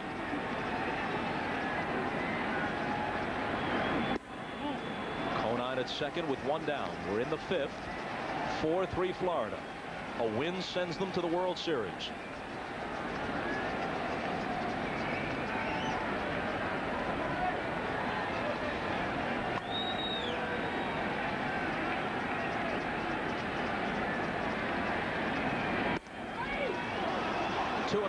If Florida should win tonight or tomorrow, they would reach the World Series faster than any franchise in history.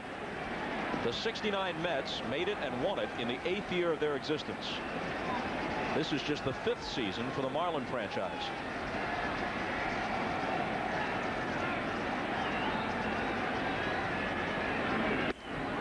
Swing and a miss, 2-1.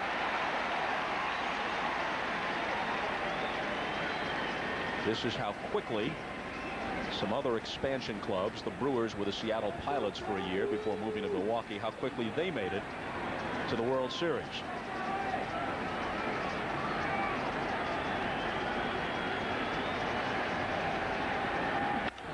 Bouncing ball to second. Lockhart charging. Throws Johnson out, with Conine moving on to third with 2 down. And again, that low outside fastball. Boy, you talk about a guy who stays in an area. I mean, with the exception of every once in a while that inside fastball or a slider. He went away 2-0 on Johnson to get the swinging strike. Now comes back with another fastball right on the outside corner. Johnson trying to hit that ball to right field, but he still got out in front of it, pulled out a little bit, and hit that weak little ground ball to second. Now with Craig Counsell coming to the plate, first base open, and the pitcher Kevin Brown on deck, Bobby Cox goes to the mound for a brief talk with Tom Glavine. Council is the only left-handed hitter in the lineup. White, the leadoff man, is a switch hitter. And they will walk him. Thinking about those other expansion teams and how long it took them to make it to the World Series, and the Marlins a victory away from getting there in their 5th season, it must be said that the Marlins would be the first wild card team ever to make it to a World Series. All those other teams had to win a legitimate pennant or divisional race. They had to be the best team in their division or their league over the course of a full season. The Marlins were 9 games back of Atlanta in the National League East over 162. So I don't know if those achievements are exactly comparable. Well, I mean, try to tell that to the Miami fans or the Marlins fans. And despite a lot of criticism from a lot of different people about the wild card, it's produced some exciting moments in the later part of the season where clubs would be out of it, other clubs would be out of it. It gives you something to shoot for anyway, Bob. And I mean, you can talk as a broadcaster, a fan, or whatever. As a player, I know one thing as a player. I don't care where you finish. If you're in the playoffs, you're happy. Kevin Brown hits the first pitch past Glavine, but it's picked up by Lockhart, who shovels it to Blauser covering. They get out of it, and it remains 4-3. Pretty good triple header next Saturday on NBC. This coming Saturday, Jordan and the Bulls in the McDonald's game, USC Notre Dame, and then game 1 of the World Series. Will we be here or back at Pro Player Stadium? Here's how the umpires repositioned themselves after Frank Pulley removed himself from the game. Charlie Williams from second base to behind the plate. Bruce Fremming stays at first. Mike Winters from third to second. Jerry Lane from the left field line to third base. Eric Gregg from the right field line to the left field line. So they're down to 5 umpires and no umpire in right field.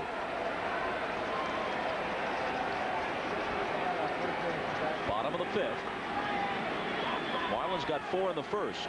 They've had a couple of threats since, but haven't added to it. The Braves have crept back to within 4-3, and here's McGriff. Joe, you went to umpire school once as a young man. They have 1 outfield umpire now. Why left field instead of right field? Because there are more balls hit that way over the course of the season than there are down the right field line. And there is down the right field line. Logical answer. 2-0. I'm a logical guy.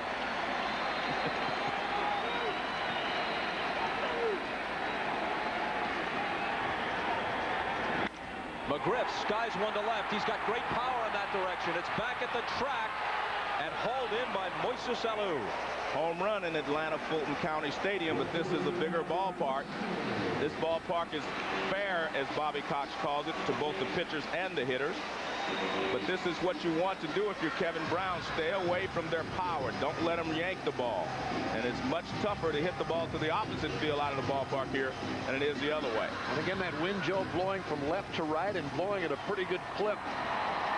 Might have held that one up a little bit. Almost from a grip. Klesko singled and grounded out.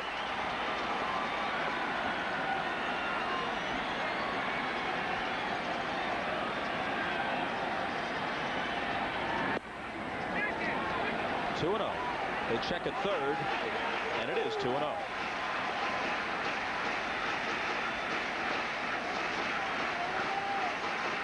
There you see Ryan Klesko's hitting chart. He likes to pull the ball, so I'm a little surprised that they keep pounding him in. That's the way I would try to pitch him. The balls that he's hit out of the ballpark have been when they tried to pound him in and they get the ball out over the plate.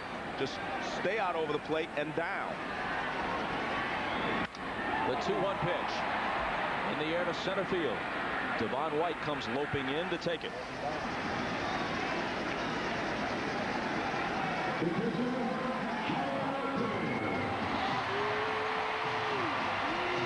Now Klesko had a good pitch to hit that time. He's upset. He had a good ball to hit and got under it and popped it up. The difference is that ball is down and it's moving. And you do not see the low pitch as well as you do the high pitch. When the pitch is up, you see it well and you can gauge it. When it's down and moving away from you, it's tough to gauge it. Javi Lopez, a bouncer toward Bonilla. Fields and throws and gets him by a stride. Brown Lillian works a perfect fit, and it remains 4-3 Florida. Every time we look at Jim Leyland in the dugout, he appears to be about as whimsical as a mortician. But he is really a great guy with a dry sense of humor, respected by his peers, beloved by almost everyone who's played for him here or in Pittsburgh. He's managed in the big leagues for 12 years. He's never made it to the World Series, although, as you see, this is his 4th trip to the LCS. A career minor league catcher in the Detroit organization, managed in the Tiger organization, then was Tony La Russa's third base coach with the White Sox for a while. Glavine White starts it here in the 6th and fouls it back. Leyland is from Perrysburg, Ohio. Grew up with Jerry Glanville, the former Falcon and Oilers coach.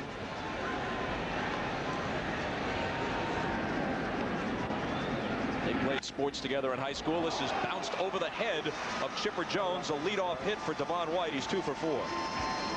The thing I feel like Glavine White set the tone for this ballgame for the Marlins. They have scored 4 runs and may score some more by going the other way, going out there to get the ball. Now, when you go out to get the ball, it doesn't mean you can't pull it.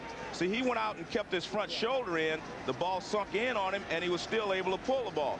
Chipper Jones in, protecting against a bunt. Can't quite get up there in time. And Glavine White has a base hit. It's all in your approach. Renteria looking to bunt, taking a strike.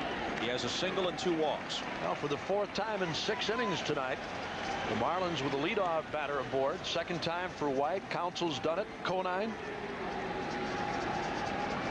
One more run would be a very big run here for the Marlins.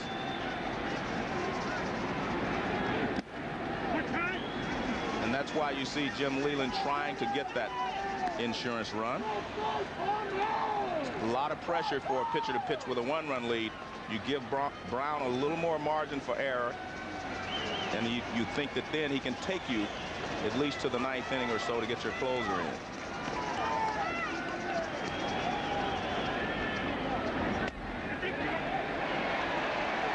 Well, Renteria thought he got the bat back in time on an outside offering from Glavine, but not so, says Charlie Williams.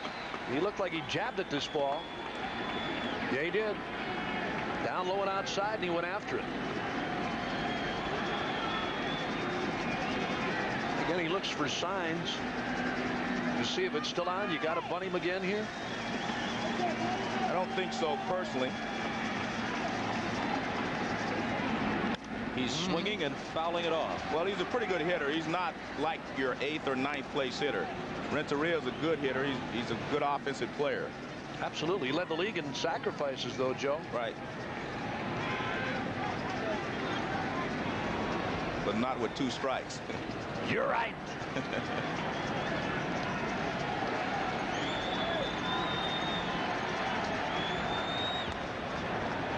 Glavine just a toss over there that time to see if Renteria might be squaring around.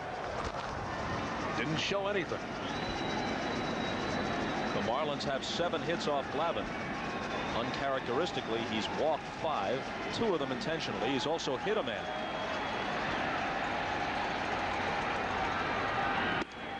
Two and 2. You know, when you look back at what Frank Pulley was doing earlier in this game, despite the fact that he was really having problems with his eyes, he was really calling a very good game. And looking again at Charlie Williams here, 2nd time that he's behind the plate with Glavine, he's still right on Glavine. I mean, the outside stuff, he's right on the corner, and Williams right there with him. 2-2 pitch bounced up the middle and through.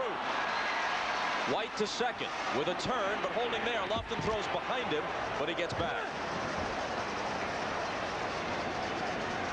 Well, normally you get upset at a hitter if he can't sacrifice in a situation like that, Joe. But again, as you mentioned, Renteria, a good hitter.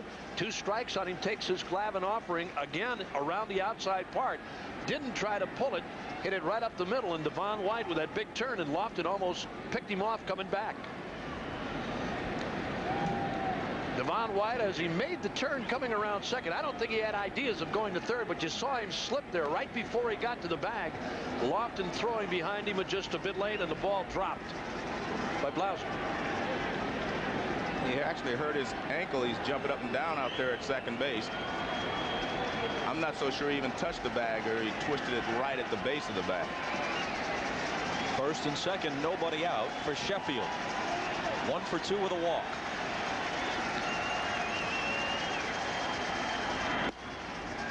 And a ball. There have been 16 hits in this game, 8 for each team, all of them singles.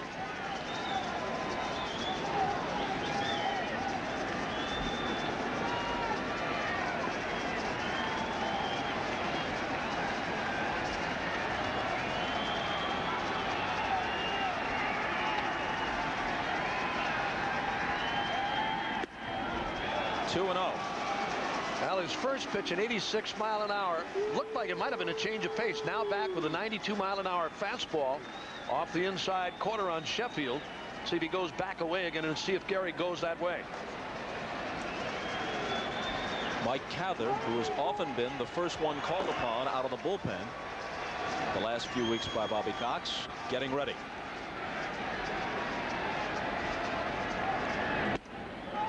Three and 0. And the Marlins have been much more patient. They've waited for their pitches much better in this ball game than they did in game 2. And especially like Gary Sheffield, these last 2 at bats, and Renteria, they've all, the top of this order has been very patient tonight, and they've all done a great job.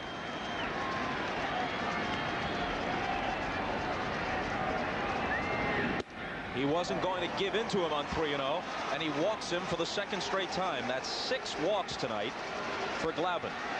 Well, you're not going to give Gary Sheffield anything that he can break this ball game open with. So that was a sinker. He's trying to get the ground ball. Tried to get the fastball inside. Now, after he gets behind 2-0, it's just, well, is he going to swing at something off this plate or not? If he doesn't, I'm going to walk him, and that's what happens. 5 walks against Glavine tonight. 6 walks. That's the 6th. And again, Joe, I think sooner or later you got to challenge somebody. Here he's got Bonilla up again with the bases loaded. And Bobby has hit the ball hard all 3 times. Ball 1. And Bobby's in the same situation he was in last time. You do not have to get a hit. He has to get you out. Make him come to you. And you see Bobby Cox yelling about the strike zone. And Tom Glavine upset that that pitch was not called a strike. They'll give it inside. They'll give up a run if they can turn the double play.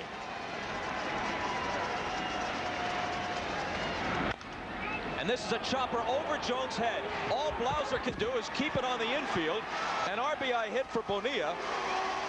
And it's 5-3. The bases remain loaded with nobody out. That's the second ball hit in this inning. Devon White bounced it over Jones' head to lead it off. And now Bonilla with his big chopper. Another run in. It's 5-3. One more time. Big bouncer right over Jones's head. He can't do anything about it. Blauser gets to it to keep it to a 1-run base hit. But they're still loaded with nobody out. Bobby Cox can't figure it out. And the reason Jones is playing in so close is he wants to come to the plate. Normally you play back on Bonilla for the double play, but he was coming to the plate with a ground ball to him, and he's playing in again now. Middle of the infield back. Conine taking ball 1. But again, Charlie Williams just not giving Glavine that pitch off the outside corner, or around the outside corner anyway. Working a little bit tighter than did Frank Pulley. And Bobby Cox shouted about it a little bit earlier, talking about those pitches, thinking they're strikes.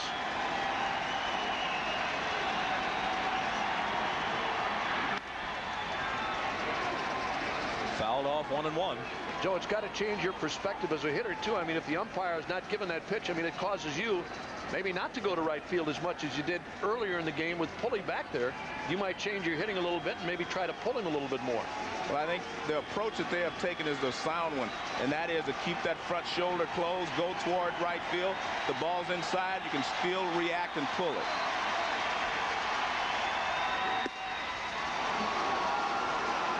Glavine and Lopez wanted that call and didn't get it. 2-1. Look at Bobby Cox letting Charlie Williams have it. Well, Frank Pulley wasn't calling that pitch earlier, a pitch that Lopez tried to pull down again. It's upstairs, a little bit above the belt, and Williams says no. The 2-1.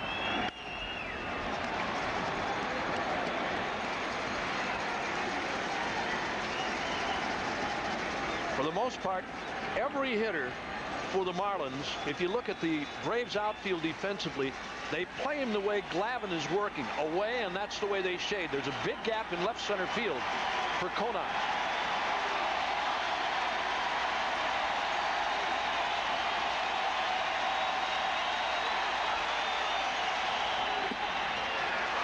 He lays off. They want to check.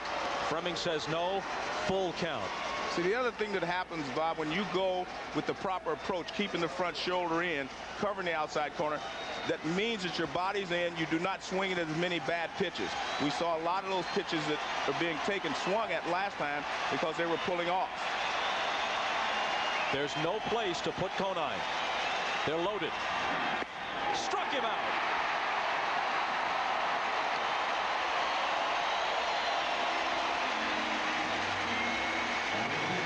Let's take a look at the pitch sequence. You know he's going to try to get him to go for something off the plate. That one was on the plate. Up and in. Back away. Down and in. And a beautiful off-speed pitch over the outside part of the plate. Moises Alou is a career 180 hitter in 40 at-bats against Glavine. 0 for 2 tonight. They walked him intentionally in the first, and then Charles Johnson was promptly hit by a pitch to force in a run.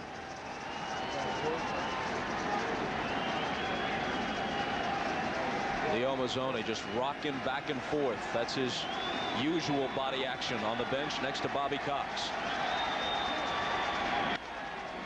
1-1. Again, Alou reaching out and trying to poke that ball to right field. And if you can look at this outfield again, the same area. Lofton shading to right center. Tucker in right straight away. There's that big gap in left center for all these right-handed batters. Klesko playing way off the line in left.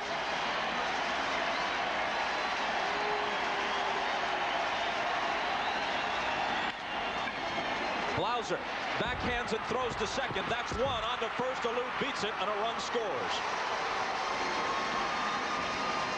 Blauser did all he could do, but he had to range too far to his right to have any chance to turn 2 on that. Well, again, the ball hit to the left side. They're pulling Glavine here on pitches toward the inside. The beautiful play by Blauser to get the force at second, but the throw to first late for Alou. There it is again. That's a tough play. Beautiful turn and throw by Blauser, and the turn by Lockhart and throw late for Alou, and they pick up another big run.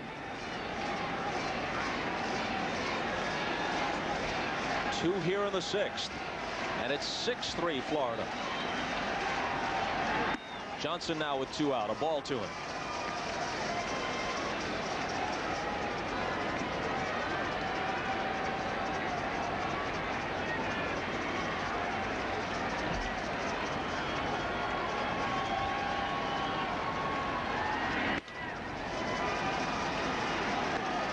Craig Counsell is on deck.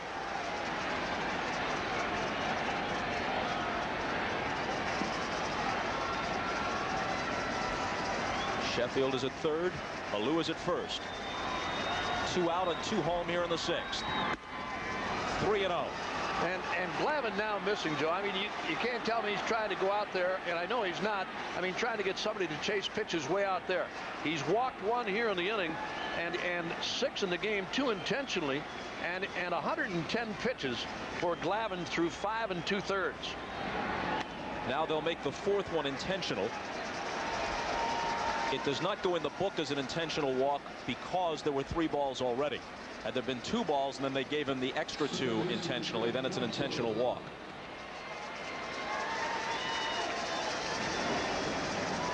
Well, this is going to be Glavine's last inning. The question is, will he finish it? He's due 3rd in the bottom of the 6th. Cather just watching for the moment.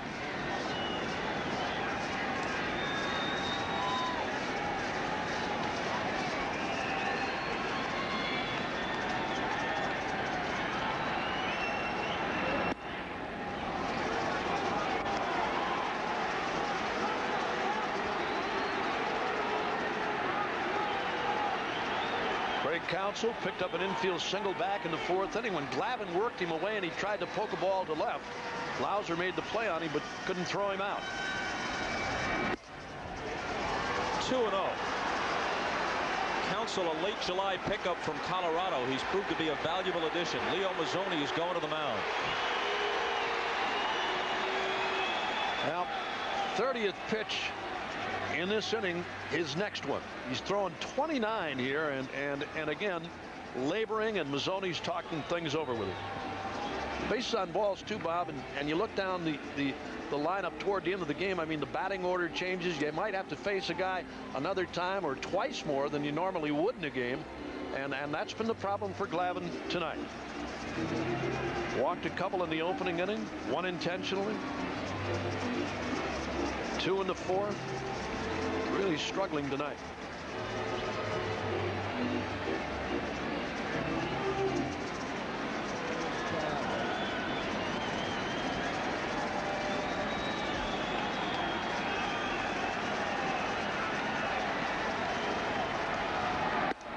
There's a strike. So many times when they've needed it most and they've called upon Glavine, he's been equal to the occasion. Not tonight.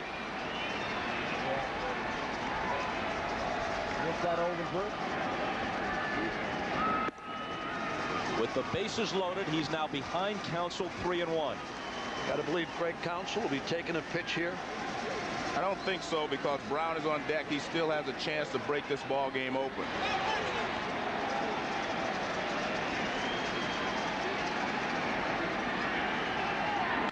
3-1 pitch hit toward the hole. Blauser can only stop it. Another run is in.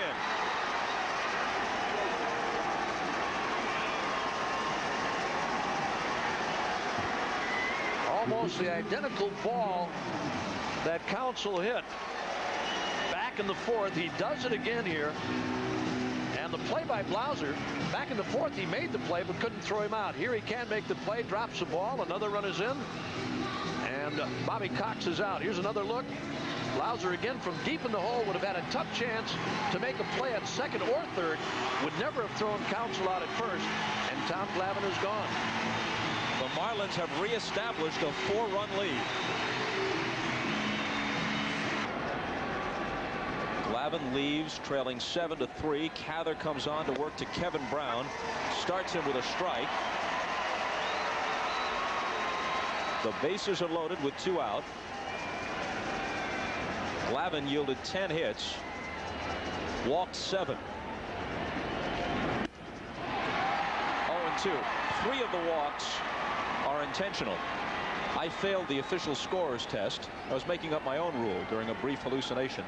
Even though it was ball 3 when they decided to give the walk earlier, that does go in the books as an intentional walk to Charles Johnson.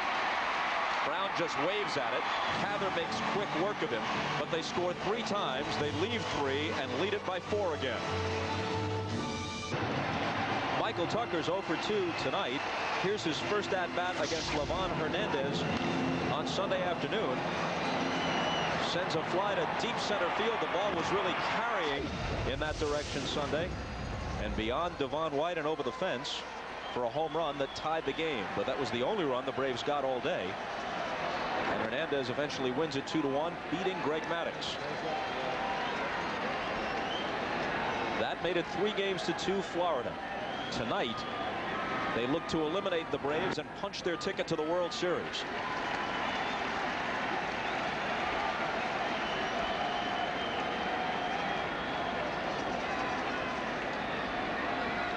Two 2-0 to Tucker with Blauser on deck, and then the pitcher spot in there. Now the Marlins staked Brown to a 4-0 lead after 1/2 inning of play. The Braves pulled it within 1 after the second. They've got him back to a 4-run margin now again with 3 more in the 6th. And for the last 3 innings, he's had that good sinker working, just keeping the ball down. Even when he's missed in the out of the strike zone, it's been down. Whereas the first 2 innings, he was up in the strike zone. 3-2. But if you're Kevin Brown, you have to throw strikes, even if you have to groove a couple here. You can't walk the leadoff hitter here in the 6th inning. Swings and misses on a pitch in the vicinity of the outside corner. An NBC original event, Halloween weekend. 3 legends of evil come alive in present-day Los Angeles. Get out of there, there's somebody coming. House of Frankenstein, 1997, November 2nd. The Braves in a house of horrors of their own here, trailing 7-3 as they bat in the 6th.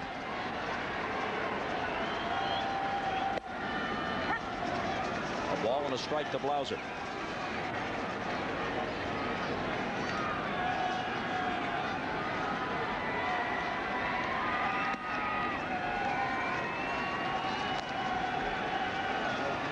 Blauser tonight with a base hit back in the 2nd inning. He hit a bullet right back at Brown. That was when the Braves scored 2 of their 3.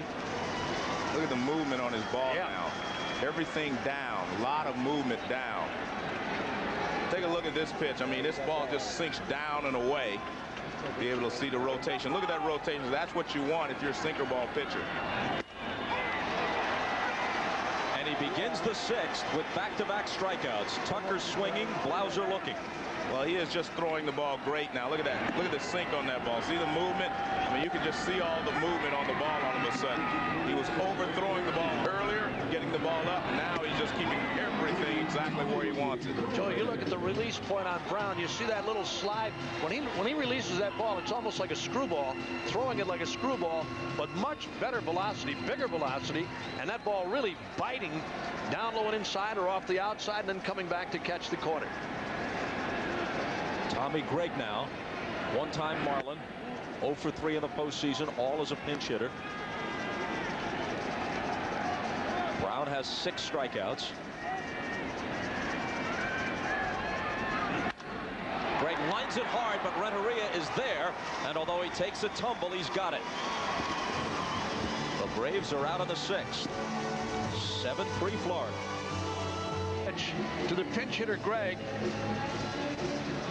That sinker down low and away hits a bullet, but right at Renteria.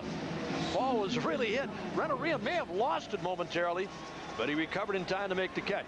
You saw that sinker from Brown up on top, and I mean really turning that ball over down low and away to the left-handed batter.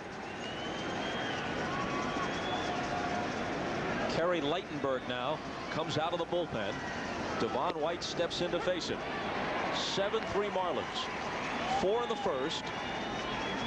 3 in the 6th. They sent 9 men to the plate in each of those innings.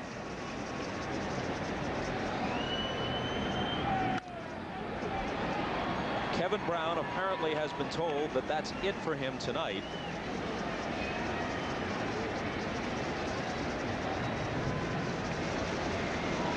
Jim Leland will go to his bullpen. Dennis Cook is warming up.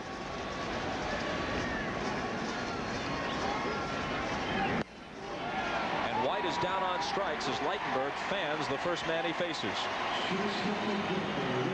This is the scene between innings while we were away. Leland lets Brown know that he's finished, and Brown lets him know that he wants to continue and lets him know in no uncertain fashion.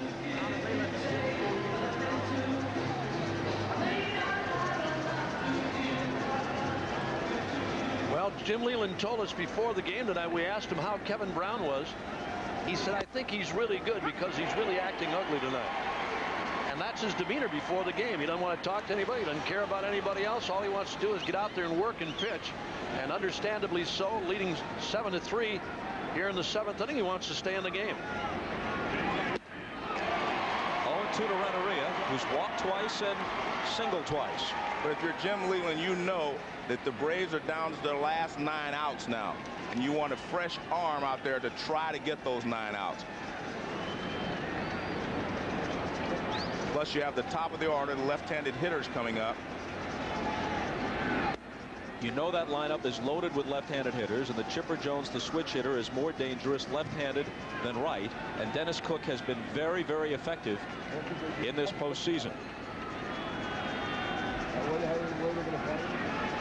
1-2 pitch. Renteria's gone.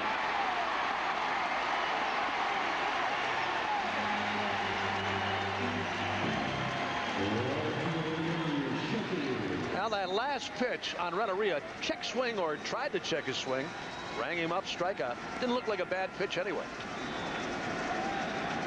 Good enough to take a whack at. The Braves bullpen has faced 3 batters tonight.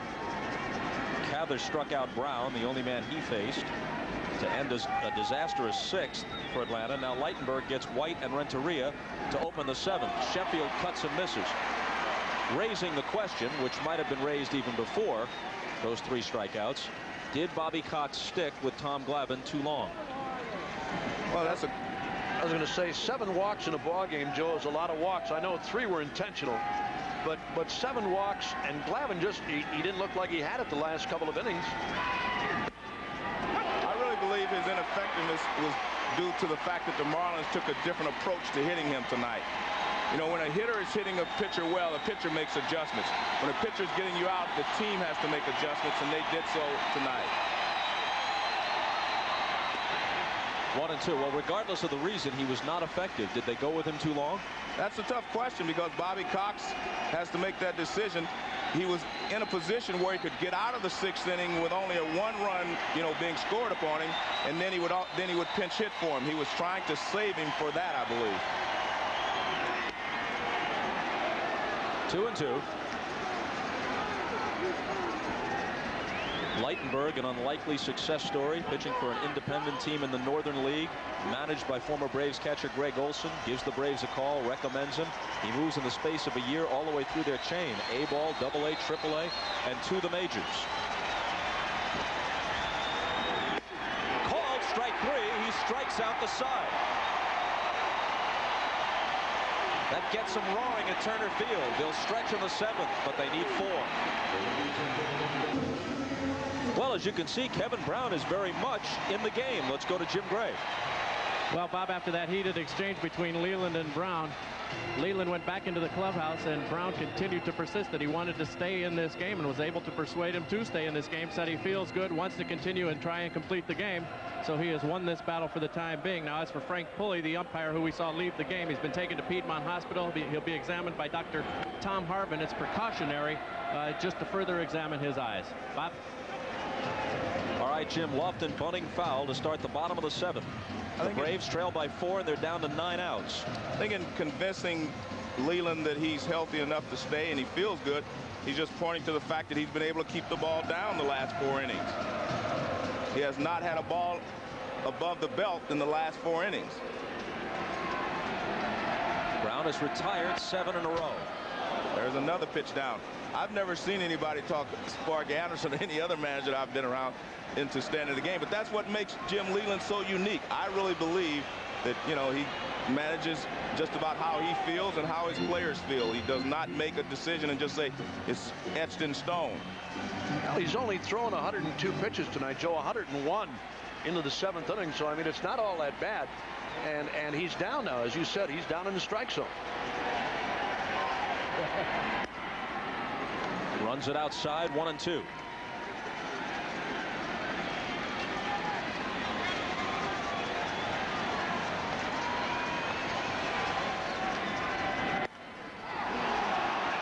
And Charlie Williams gives him the corner for strike 3, and Lofton doesn't argue, but the look on his face and the shaking of his head and now that smirk lets you know how he feels. Well, again, Joe, talking about Brown now with that sinker really being down. Lofton fouled the first 2 off, then the outside sinker.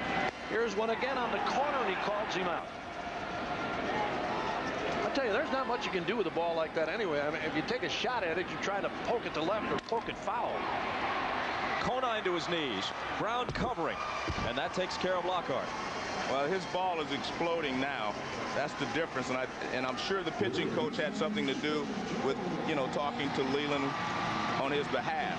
I mean, his ball is really exploding. That just shattered the bat of Lockhart, and because the pitch was down, they were able to make a play. We saw a ball shatter his bat earlier in the ball game, but it was up, and the ball went over Conine's head. Nice play there by Conine. And Brown covering, and he says, I'm in a groove. Chipper Jones, center field, Devon White. Leland very happy that he let Brown talk him out of it. Brown has retired 10 straight. Down go the Braves in the 7th. Former President Jimmy Carter, whose humanitarian work since leaving office has only increased his stature. And speaking of humanitarian work, Ted Turner, as most of you know, recently pledged $1 billion to United Nations charities. Jane Fonda, of course, with him. Kerry Lightenberg works into the 8th and starts Bonilla with a strike. Now that the Braves needed a spark, Bob, it was Lightenberg coming on and striking out the side in the 7th, but then Kevin Brown comes back in the bottom half and works a 1-2-3 inning to retire Atlanta. Bonilla is 2 for 4. He has 3 RBIs tonight. Must feel a bit disoriented. He's batting with nobody on base. In his 4 previous trips, the bases were loaded 3 times, and there were 2 men on the other time. And the time he hit the ball the hardest, he made an out. That was the line drive he hit in the 4th inning with the bases loaded in left center field. It was tracked down by Lofton. Check swing. Here comes Blauser. He'll have to hurry, and he can't make a play.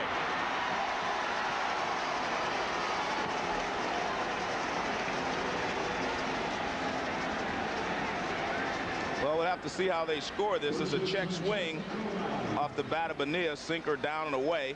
Blauser charges. And we'll see, tries to come up with it. I think he still would have had him.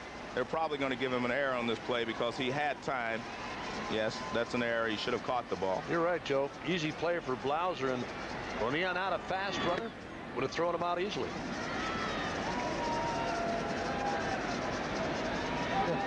And they score at E6. Bringing up Conine.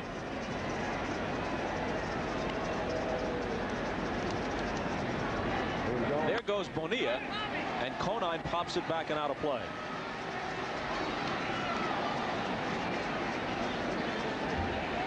I can see that Jim Leland's not going to get complacent with this 4-run lead. He's going to try to add to it. He's seen the Braves come back on him before. I wonder if he's aware that Francisco Cabrera is 5 years ago to the day.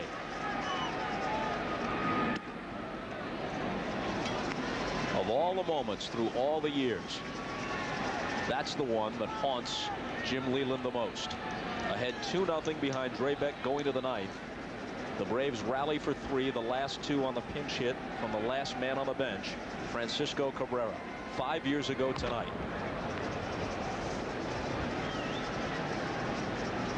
But 2 things happen when you hit and run and you keep playing the game. You keep your players from thinking about there's only 6 outs left for the Braves. You keep your players' heads in the game.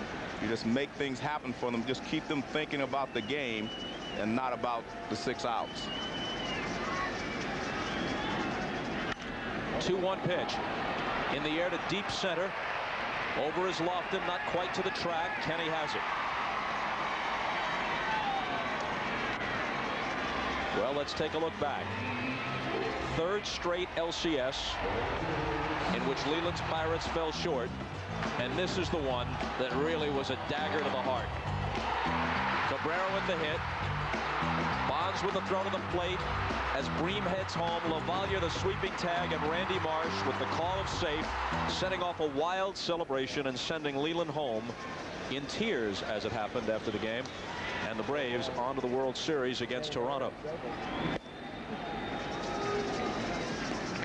Ball 1 to Alou. This is only against the Braves in 1990. They lost the LCS in 6 to Cincinnati. The Reds went on then to sweep Oakland in the World Series. And lost in all that was the great job of running there by Sid Bream. He wasn't a fast runner, but he cut 3rd base very close. I mean, he did a great job of bringing that winning run home.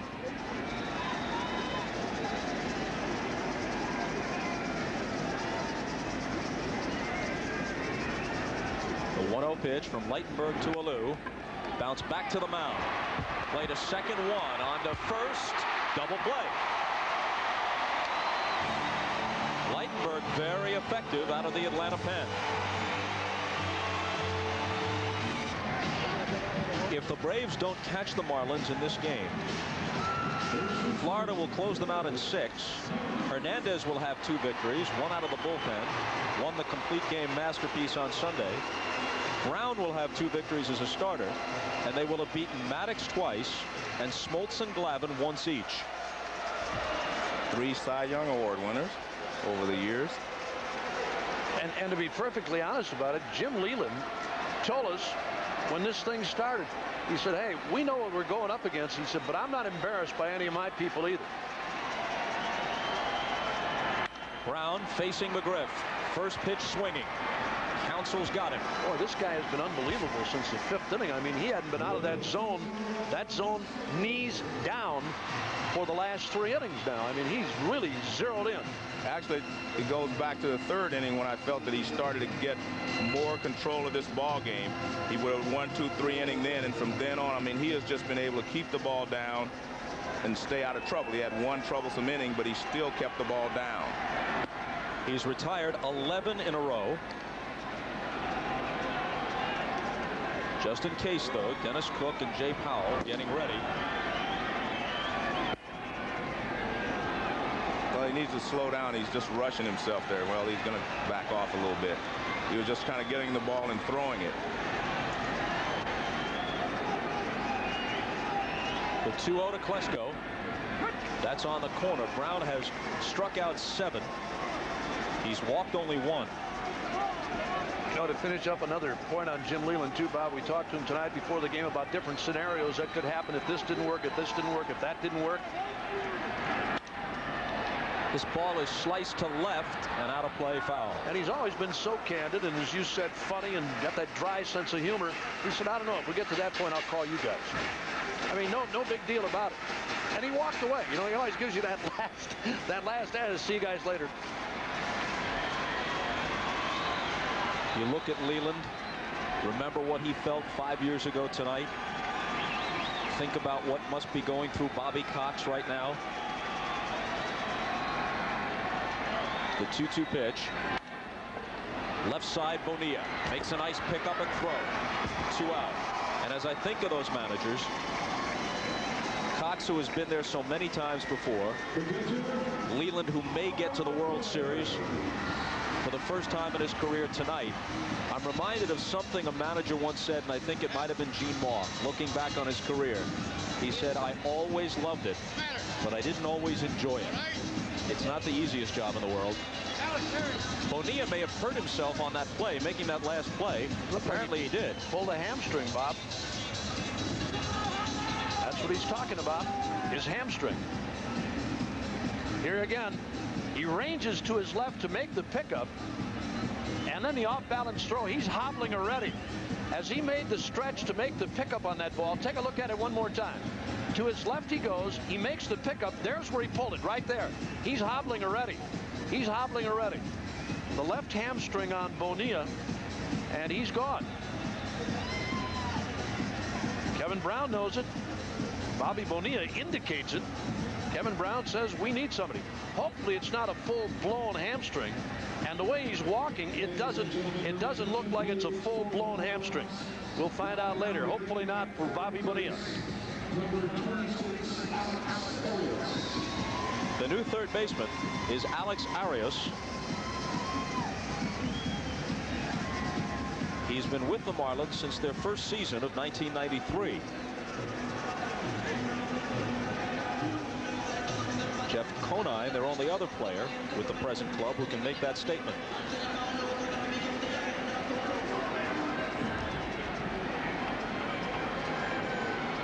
Javi Lopez, 0 for 3 tonight.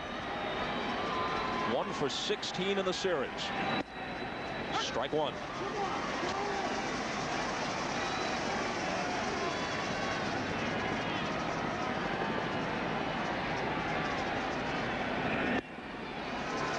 Well, Jim Leland has not always managed by the book in this series, and in the past he's often made unconventional moves. Some of them this time around forced upon him by injuries and illness regarding his starting pitchers, Fernandez and Brown.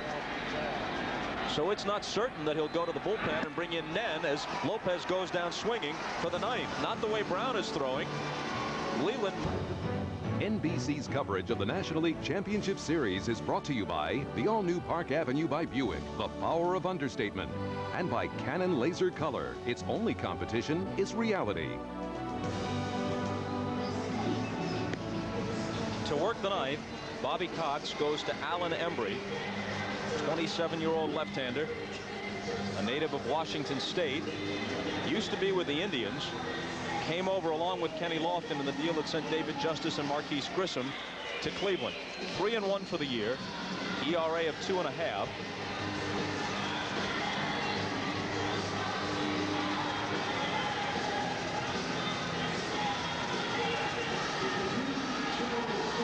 Look at this scene as the bottom of the 8th ended, and Klesko and Jones, each of whom has homered twice in this series, pick up the caps and gloves and go back to the field for the top of the 9th, not quite believing what's unfolding here.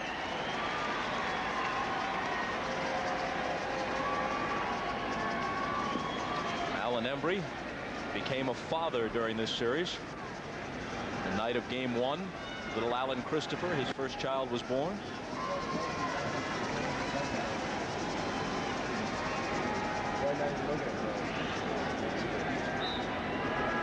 Johnson has been hit by a pitch and walked. Apart from that, 0 for 2. 2-1. Embry, as you can see and hear from the popping of the catcher's glove, throws very hard. Bonilla wants to be on the bench to share it with his mates if it ends here, so he has the leg wrap, but he's not going back into the clubhouse. Well, the initial report, Bob, is a slightly strained hamstring, no pull, and no major concern, so he should be all right. 3-1 pitch. Johnson is aboard again.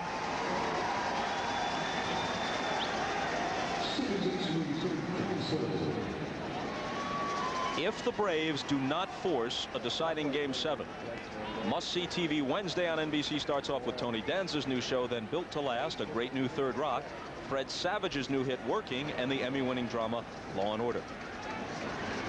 If the Braves come up with another miracle rally in the 9th, as they did 5 years ago tonight, we're back here for game 7 tomorrow night at 8 Eastern time. Well, Alan Embry making his first appearance in this championship series, walks the first batter and now is behind on Counsell.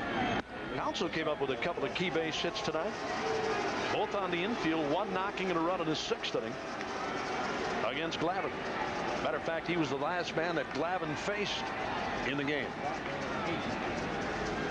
Embry comes on a little bit wild.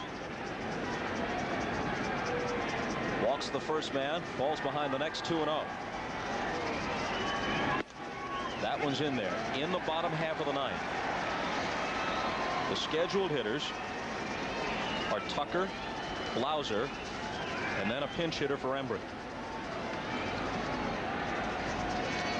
Kevin Brown is on deck. Hit hard but foul.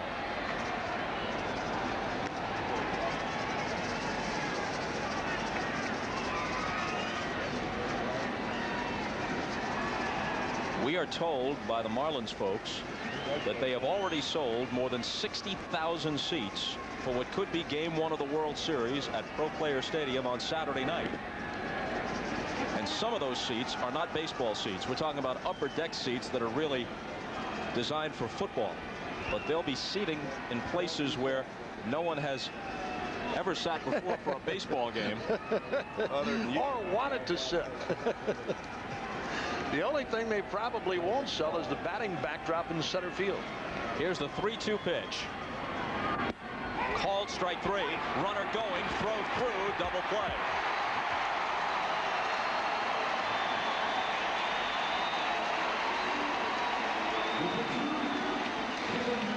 Well, it's a strikeout and throw him out. Embry, after falling behind 2-0 on Counsell, comes back to strike him out. And Lopez with a real easy throw. He just got rid of that ball real easy like and cuts down the runner. Johnson. Lopez didn't rush at all. He knew he had plenty of time and threw him out easily. Brown's going to be allowed to try and finish this game. He bats now for himself with 2 out and nobody on. So if the Marlins do host the World Series, there will be people sitting in seats that you would be familiar with. Not exactly the front row. If you're in the upper deck, they are, buddy, and it depends on which way you're looking.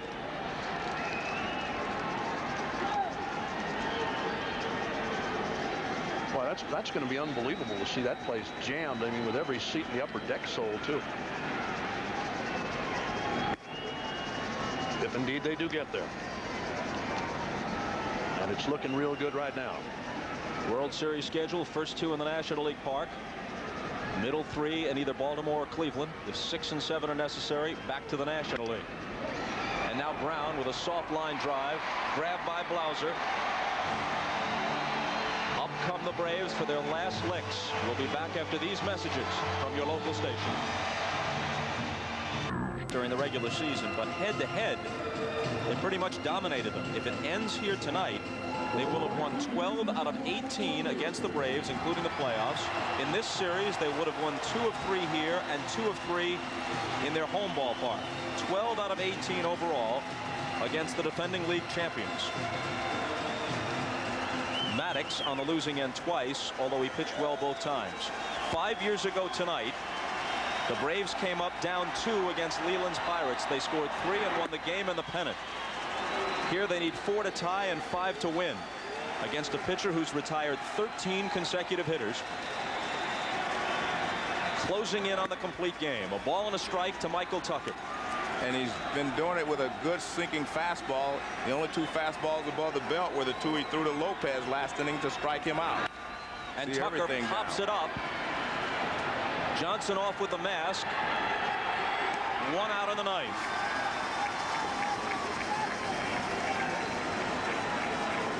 Kevin Brown is our Chevrolet player of the game. Barring last-minute developments, the numbers tell you why. Bob Uecker has left the booth. He's gone downstairs to be part of the post-game interviews if it ends here tonight. Bobby has definitely been the player of the game, but I think the entire Marlins batting order deserves some player of the game because they really took a different approach to Tom Glavine tonight, and it's been successful. Blauser 1 for 3 takes a strike. Speaking of head-to-head matchups, in this first year of interleague play, the Marlins didn't face Cleveland, but they swept 3 games from Baltimore in Florida.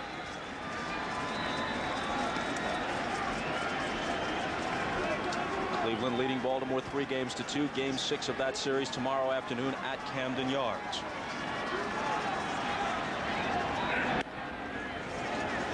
Two balls and a strike.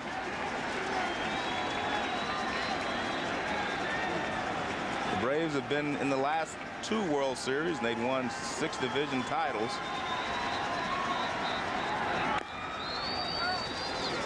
And they've been in 4 World Series in this decade, losing in 91, 92, and 96, winning in 95. I really believe that the Braves do intimidate a lot of teams, and not like they do anything physically. It's just that they're so much better, their pitching staff, than everyone else, that other teams are a little bit intimidated.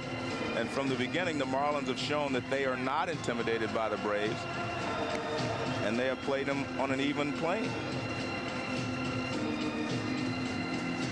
Alex Fernandez, torn right rotator cuff, out for the postseason and probably all of 1998 after surgery and rehabilitation, but with his teammates every moment of the way. Bobby Bonilla out of this game late, straining a hamstring, but awaiting the celebration, which is 2 outs away. Hard hit ball. Arias knocks it down, and Blauser is aboard. Arias, who replaced Bonilla at third base, unable to come up with what would have been a sparkling play. Well, the ball is grounded right down the line. He had to go far to his right to get it and just could not hold it. And they have not had a base hit since the 4th inning, and that was Lockhart's base hit. He had retired 14 in a row. Bobby Cox goes to his bench and calls upon Greg Colbran. as you see, he's been very effective as a pinch hitter.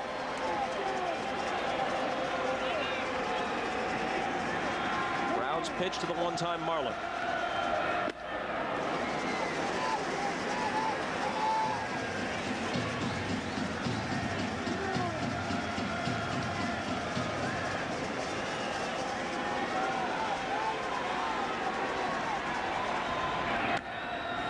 And he's ahead of him 0-2.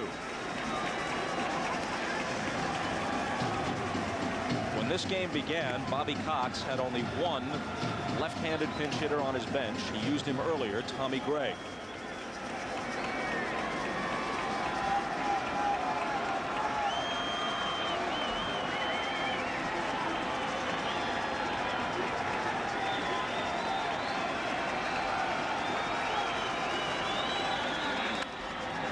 Fouled off, and he hangs in. They need to put a couple more men on base and get to the likes of Chipper Jones, Fred McGriff, Ryan Klesko, the guys who could get them even with one swing if they can get that far.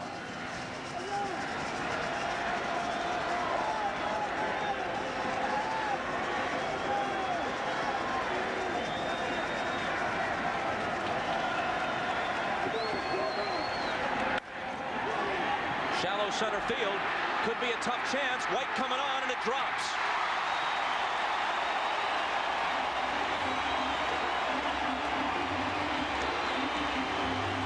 Bloop single for Colbert.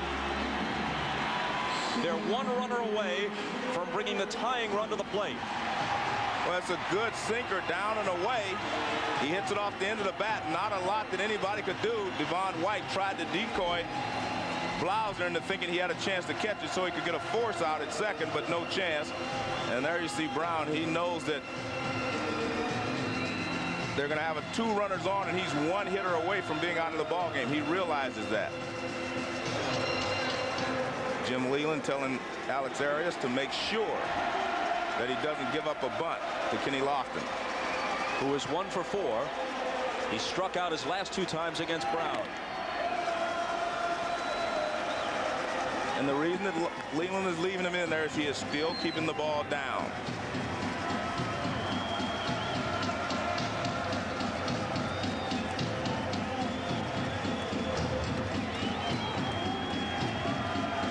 Closer, Cook, who could be used against left-handed hitters. He's been tremendously effective.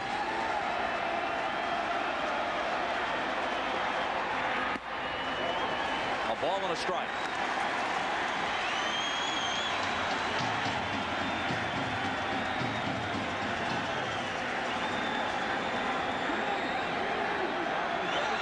Lockhart, who has 3 hits, is on deck.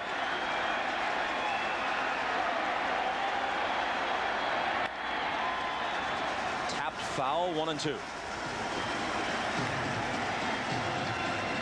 He is still making good pitches. He still has good sinking rotation on his ball. Look at this pitch. Lofton goes down, hits the top of it, and he goes foul down the first base line.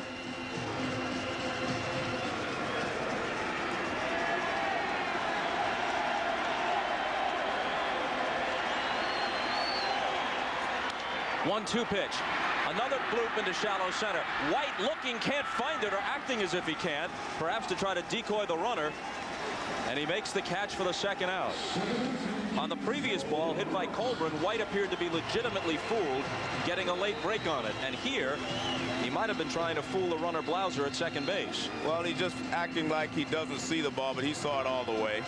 And he's trying to decoy the runners into moving off the bag where he could get a double play and get this ball game over with. If Lockhart can reach Chipper Jones, who hit 21 homers during the season and has 3 in the playoffs, would come to the plate as the potential tying run. Ball 1 high.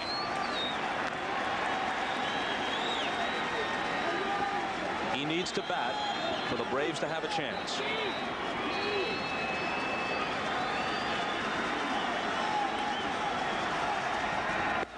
Strike 1.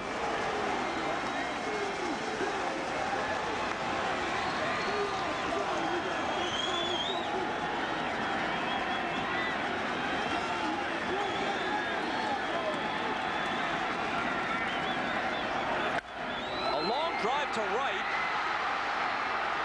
And foul.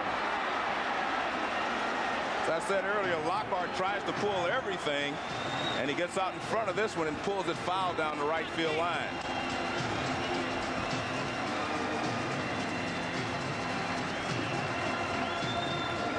Fastball up a little bit, and he rips it down the right field line, but it was well foul.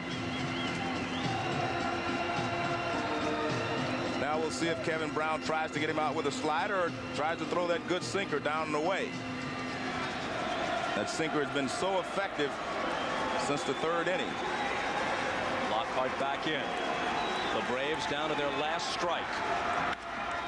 He punches one to the left side. Arias back from third base. It's in the seats. Good sinker down and away there from Brown.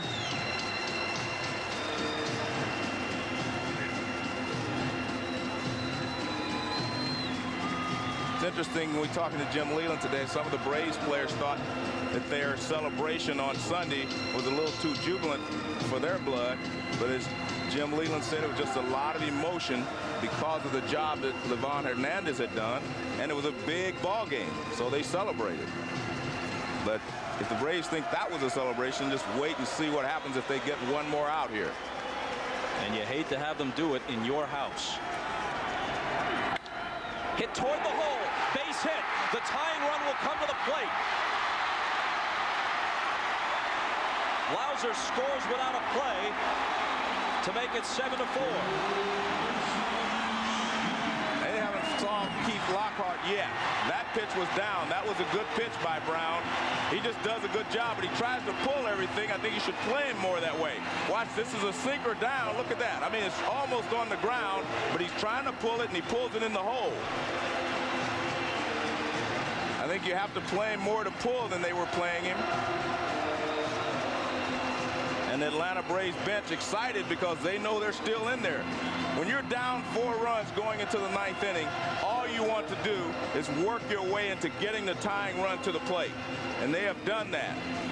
And I think one of the reasons they do not want to take Brown out at this point is because Dennis Cook normally doesn't close. So they would have, if they brought him in. Rob Nen coming in sometimes a little erratic late in the ball game. So he's gone this far. He's probably going to go the rest of the way with Kevin Brown. On the other hand, if you go to Cook, you turn Chipper Jones around. He's hit only 1 home run right-handed all year. And then you've got the lefties McGriff and Klesko to follow. And we know what Chipper did against Kevin Brown in game 1. He took him deep. Yes, he did. But he feels like Dennis Cook has not closed the game this year, and it'd be tough to bring him in. So he's going to let Brown go after Chipper Jones. Who's 0 for 3 with a walk. Fouls it back. I'm not saying I agree with it, but I understand the logic. Lockhart keeping the inning alive, giving Jones and the Braves a chance with his 4th single in 5 trips tonight. He's 8 for 16 in the series.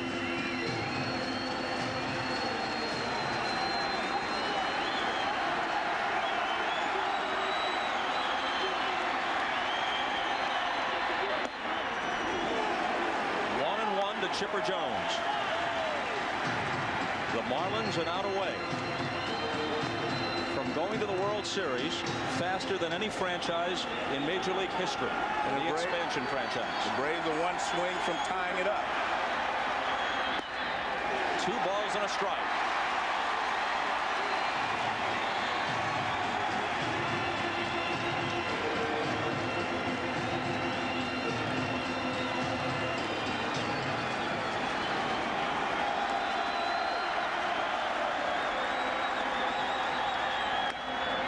Nubbed up the third base line and foul.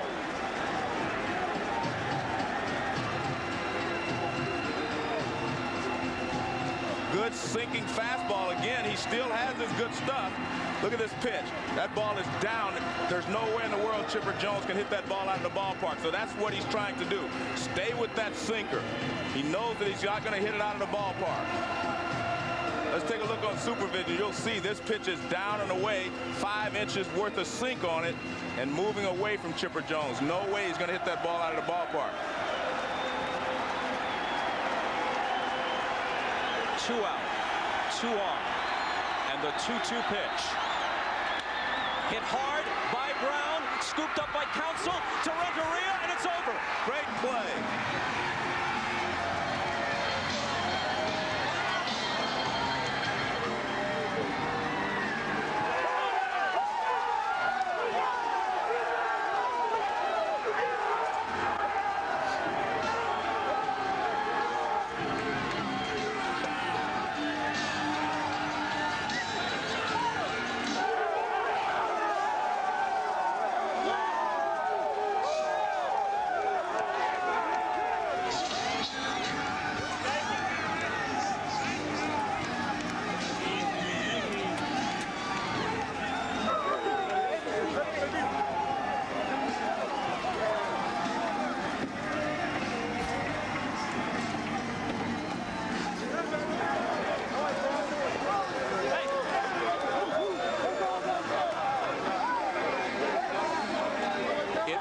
Sweet in any case, but how much sweeter is it for Jim Leland and Bobby Bonilla, members of the Pittsburgh Pirates, who were denied before by the Atlanta Braves? And in 1992, it was particularly heartbreaking. It wasn't in this ballpark. It was just across the street, but it was in this city 5 years ago tonight. So what a place to exorcise those demons and to make it official that Jim Leland, for the first time in a long and distinguished career as a major league manager, is on his way to the World Series. And what a play they made to end this ball game. The ball is grounded back through the box. Counsell, who is in there for his defense, and Arias make the play. Arias barehands this ball. I'm sorry, Renteria barehands this ball for the final out. And Counsell and everybody else starts to celebrate. And Kevin Brown has a reason to celebrate.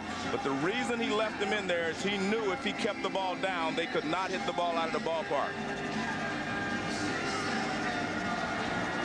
Wayne Huizenga, the owner of the club, watching in the clubhouse. There's Huizenga turning around now, more toward the camera.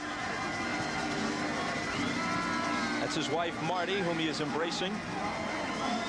Huizenga committed $89 million in contracts to free agents, to the likes of Alou and that guy, Alex Fernandez and others, and extended the contracts of Sheffield and Nen and attracted Jim Leland. There's been talk that Huizenga might sell the club to a group headed by club president Don Smiley.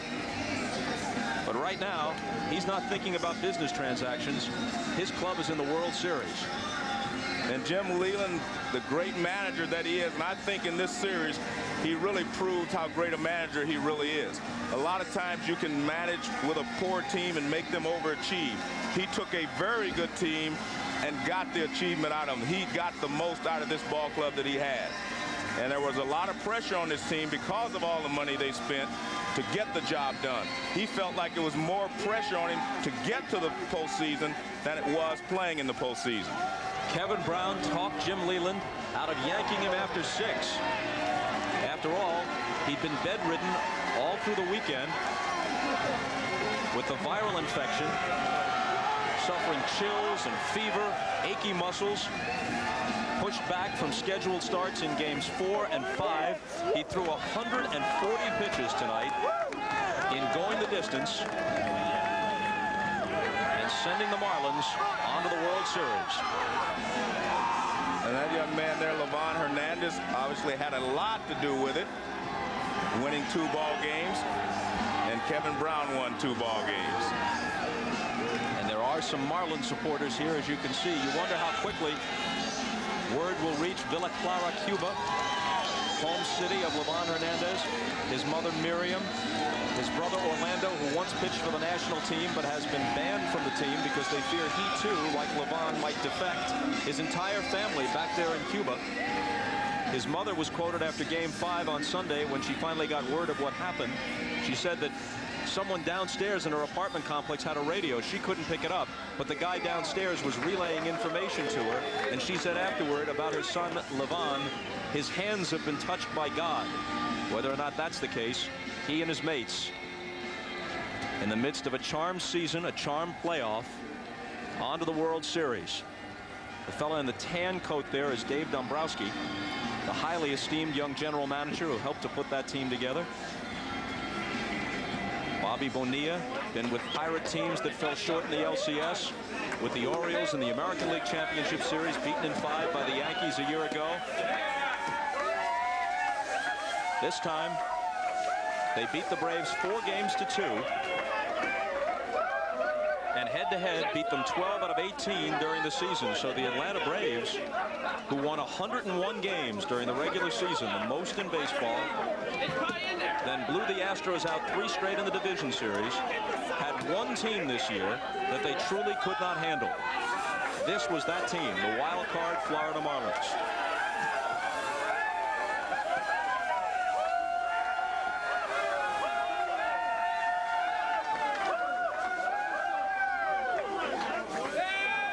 For a century, baseball's year has, in a sense, started in South Florida. The teams reporting for spring training. This season, it may very well end there. Games 1 and 2 and 6 and 7 scheduled for Pro Player Stadium.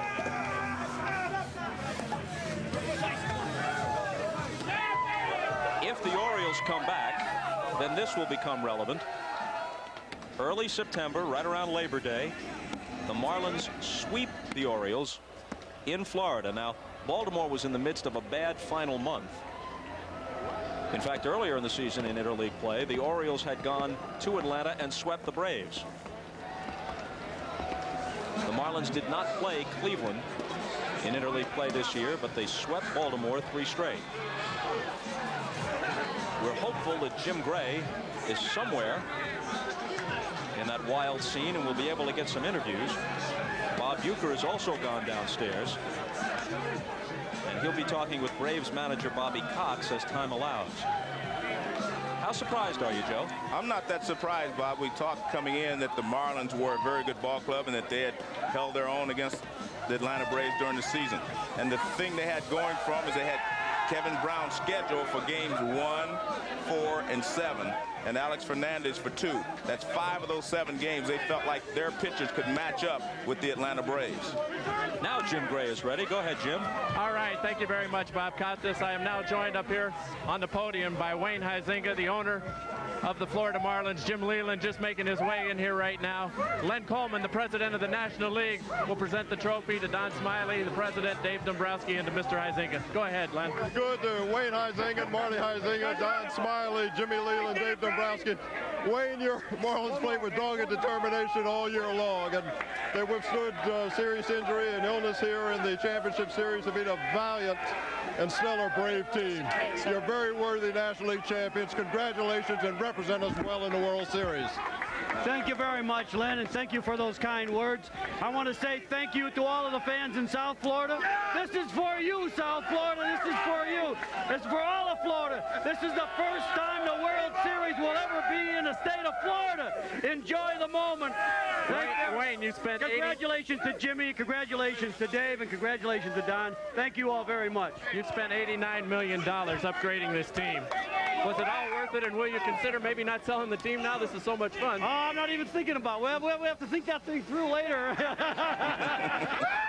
Jim Leland, congratulations to you, Jim. You've been on the other side 3 times and some heartbreakers. How much does this one mean to you now to finally break through? Well, this is a great win for the organization. I felt all along we were going to win this series, and you know, it finally arrived, but this isn't for me. You know, I said all along I don't think I ever won a playoff game. I know I never won one, and I really don't think I lost any, but I guess it would have been a great story. But tonight, I'm just grateful that I had this opportunity to come here and manage this ball club, and I know my mom's watching right now. I love you, Mom, and I love my son Patrick, and I love my daughter Kelly, and this is for you. Jimmy, those difficult times, then you get to the 9th inning tonight. You've been asked a million times, but you're almost in the same position. Did Francisco Cabrera flash through your mind? No, not really, but I'll tell you how dumb I am. I was going to probably take Brett Brown out and bring Cook in the 7th, but everybody said his ball was really starting to dart and move around, so I left him in. He pitched pretty good. I got to ask you, Kevin Brown talked you into staying in the game in the 7th inning. You initially had said that was enough, didn't you? Yeah, I was going to get him out of there, but he said he was starting to dart. Let him have a couple hitters to see how it was. So I said, okay, you feel that good. He's my best. I left him out there. Jim, congratulations. All of baseball's very happy for you at this moment. Kevin Brown. Kevin, if you can come in here. How did you talk your way into staying in the 7th inning? Jim Leland had said that's enough, and you said no way. Well, I told him, I said, you know, I was just starting to feel like I had a little bit of a decent groove and was starting to make a few better pitches. And I said, just, you know, let me go one hit at a time. And, you know, you can, you know, if you're comfortable with it, just give me one hit at a time. If I get somebody on, and you can come get me. You know, I don't know why he left me in the 9th. I'm glad he did. I'm glad I got out of it. You know, I'm sure he had to be sitting on pins and needles over there. How difficult was this series for you? You battled that flu. You were scheduled in Game 4, then again in Game 5. They said they'd have to shoot you to get out of Game 5 today. They said there was no way that was going to take the ball. How difficult was it for you to adjust? Well, I mean, this is not about me. I mean, what I had to do was nothing compared to what this team did all year long and what these guys did here tonight and over the course of this series. My hat's off to every one of these guys. You talk about heart, there's some heart in this clubhouse. They talk about the money we spent. We bought a National League championship now. No, this is all heart right here. And too many times in this series or earlier in the season, we could have given up and could have thrown in the hat. We didn't do it. All the adversity that this team had to overcome. Glavine Hernandez has been named the MVP. Just a few words about the pitching staff losing Hernandez and then putting it on Glavine and yourself. Well, I mean, it's you know, it's hard to replace somebody like Alex. I mean, he's a real fighter. He gives you a lot of quality innings. He goes out there to win every game. But Glavine came in and did a great job for us out of the bullpen, and he stepped in and threw a masterpiece the other day when we needed it. You know, again, this is a team effort. There's no one person, I think, in this series. Everybody contributed, and that's the thing about this team. You know, somebody every night. You sit back tomorrow night, you'll watch the other series, Baltimore and Cleveland. I know it's a thrill just to be there. Is there a preference? Do you care? At this point in time, no. Doesn't matter. We're just glad to be here. Okay, congratulations to you, Kevin. Thank you. Terrific game.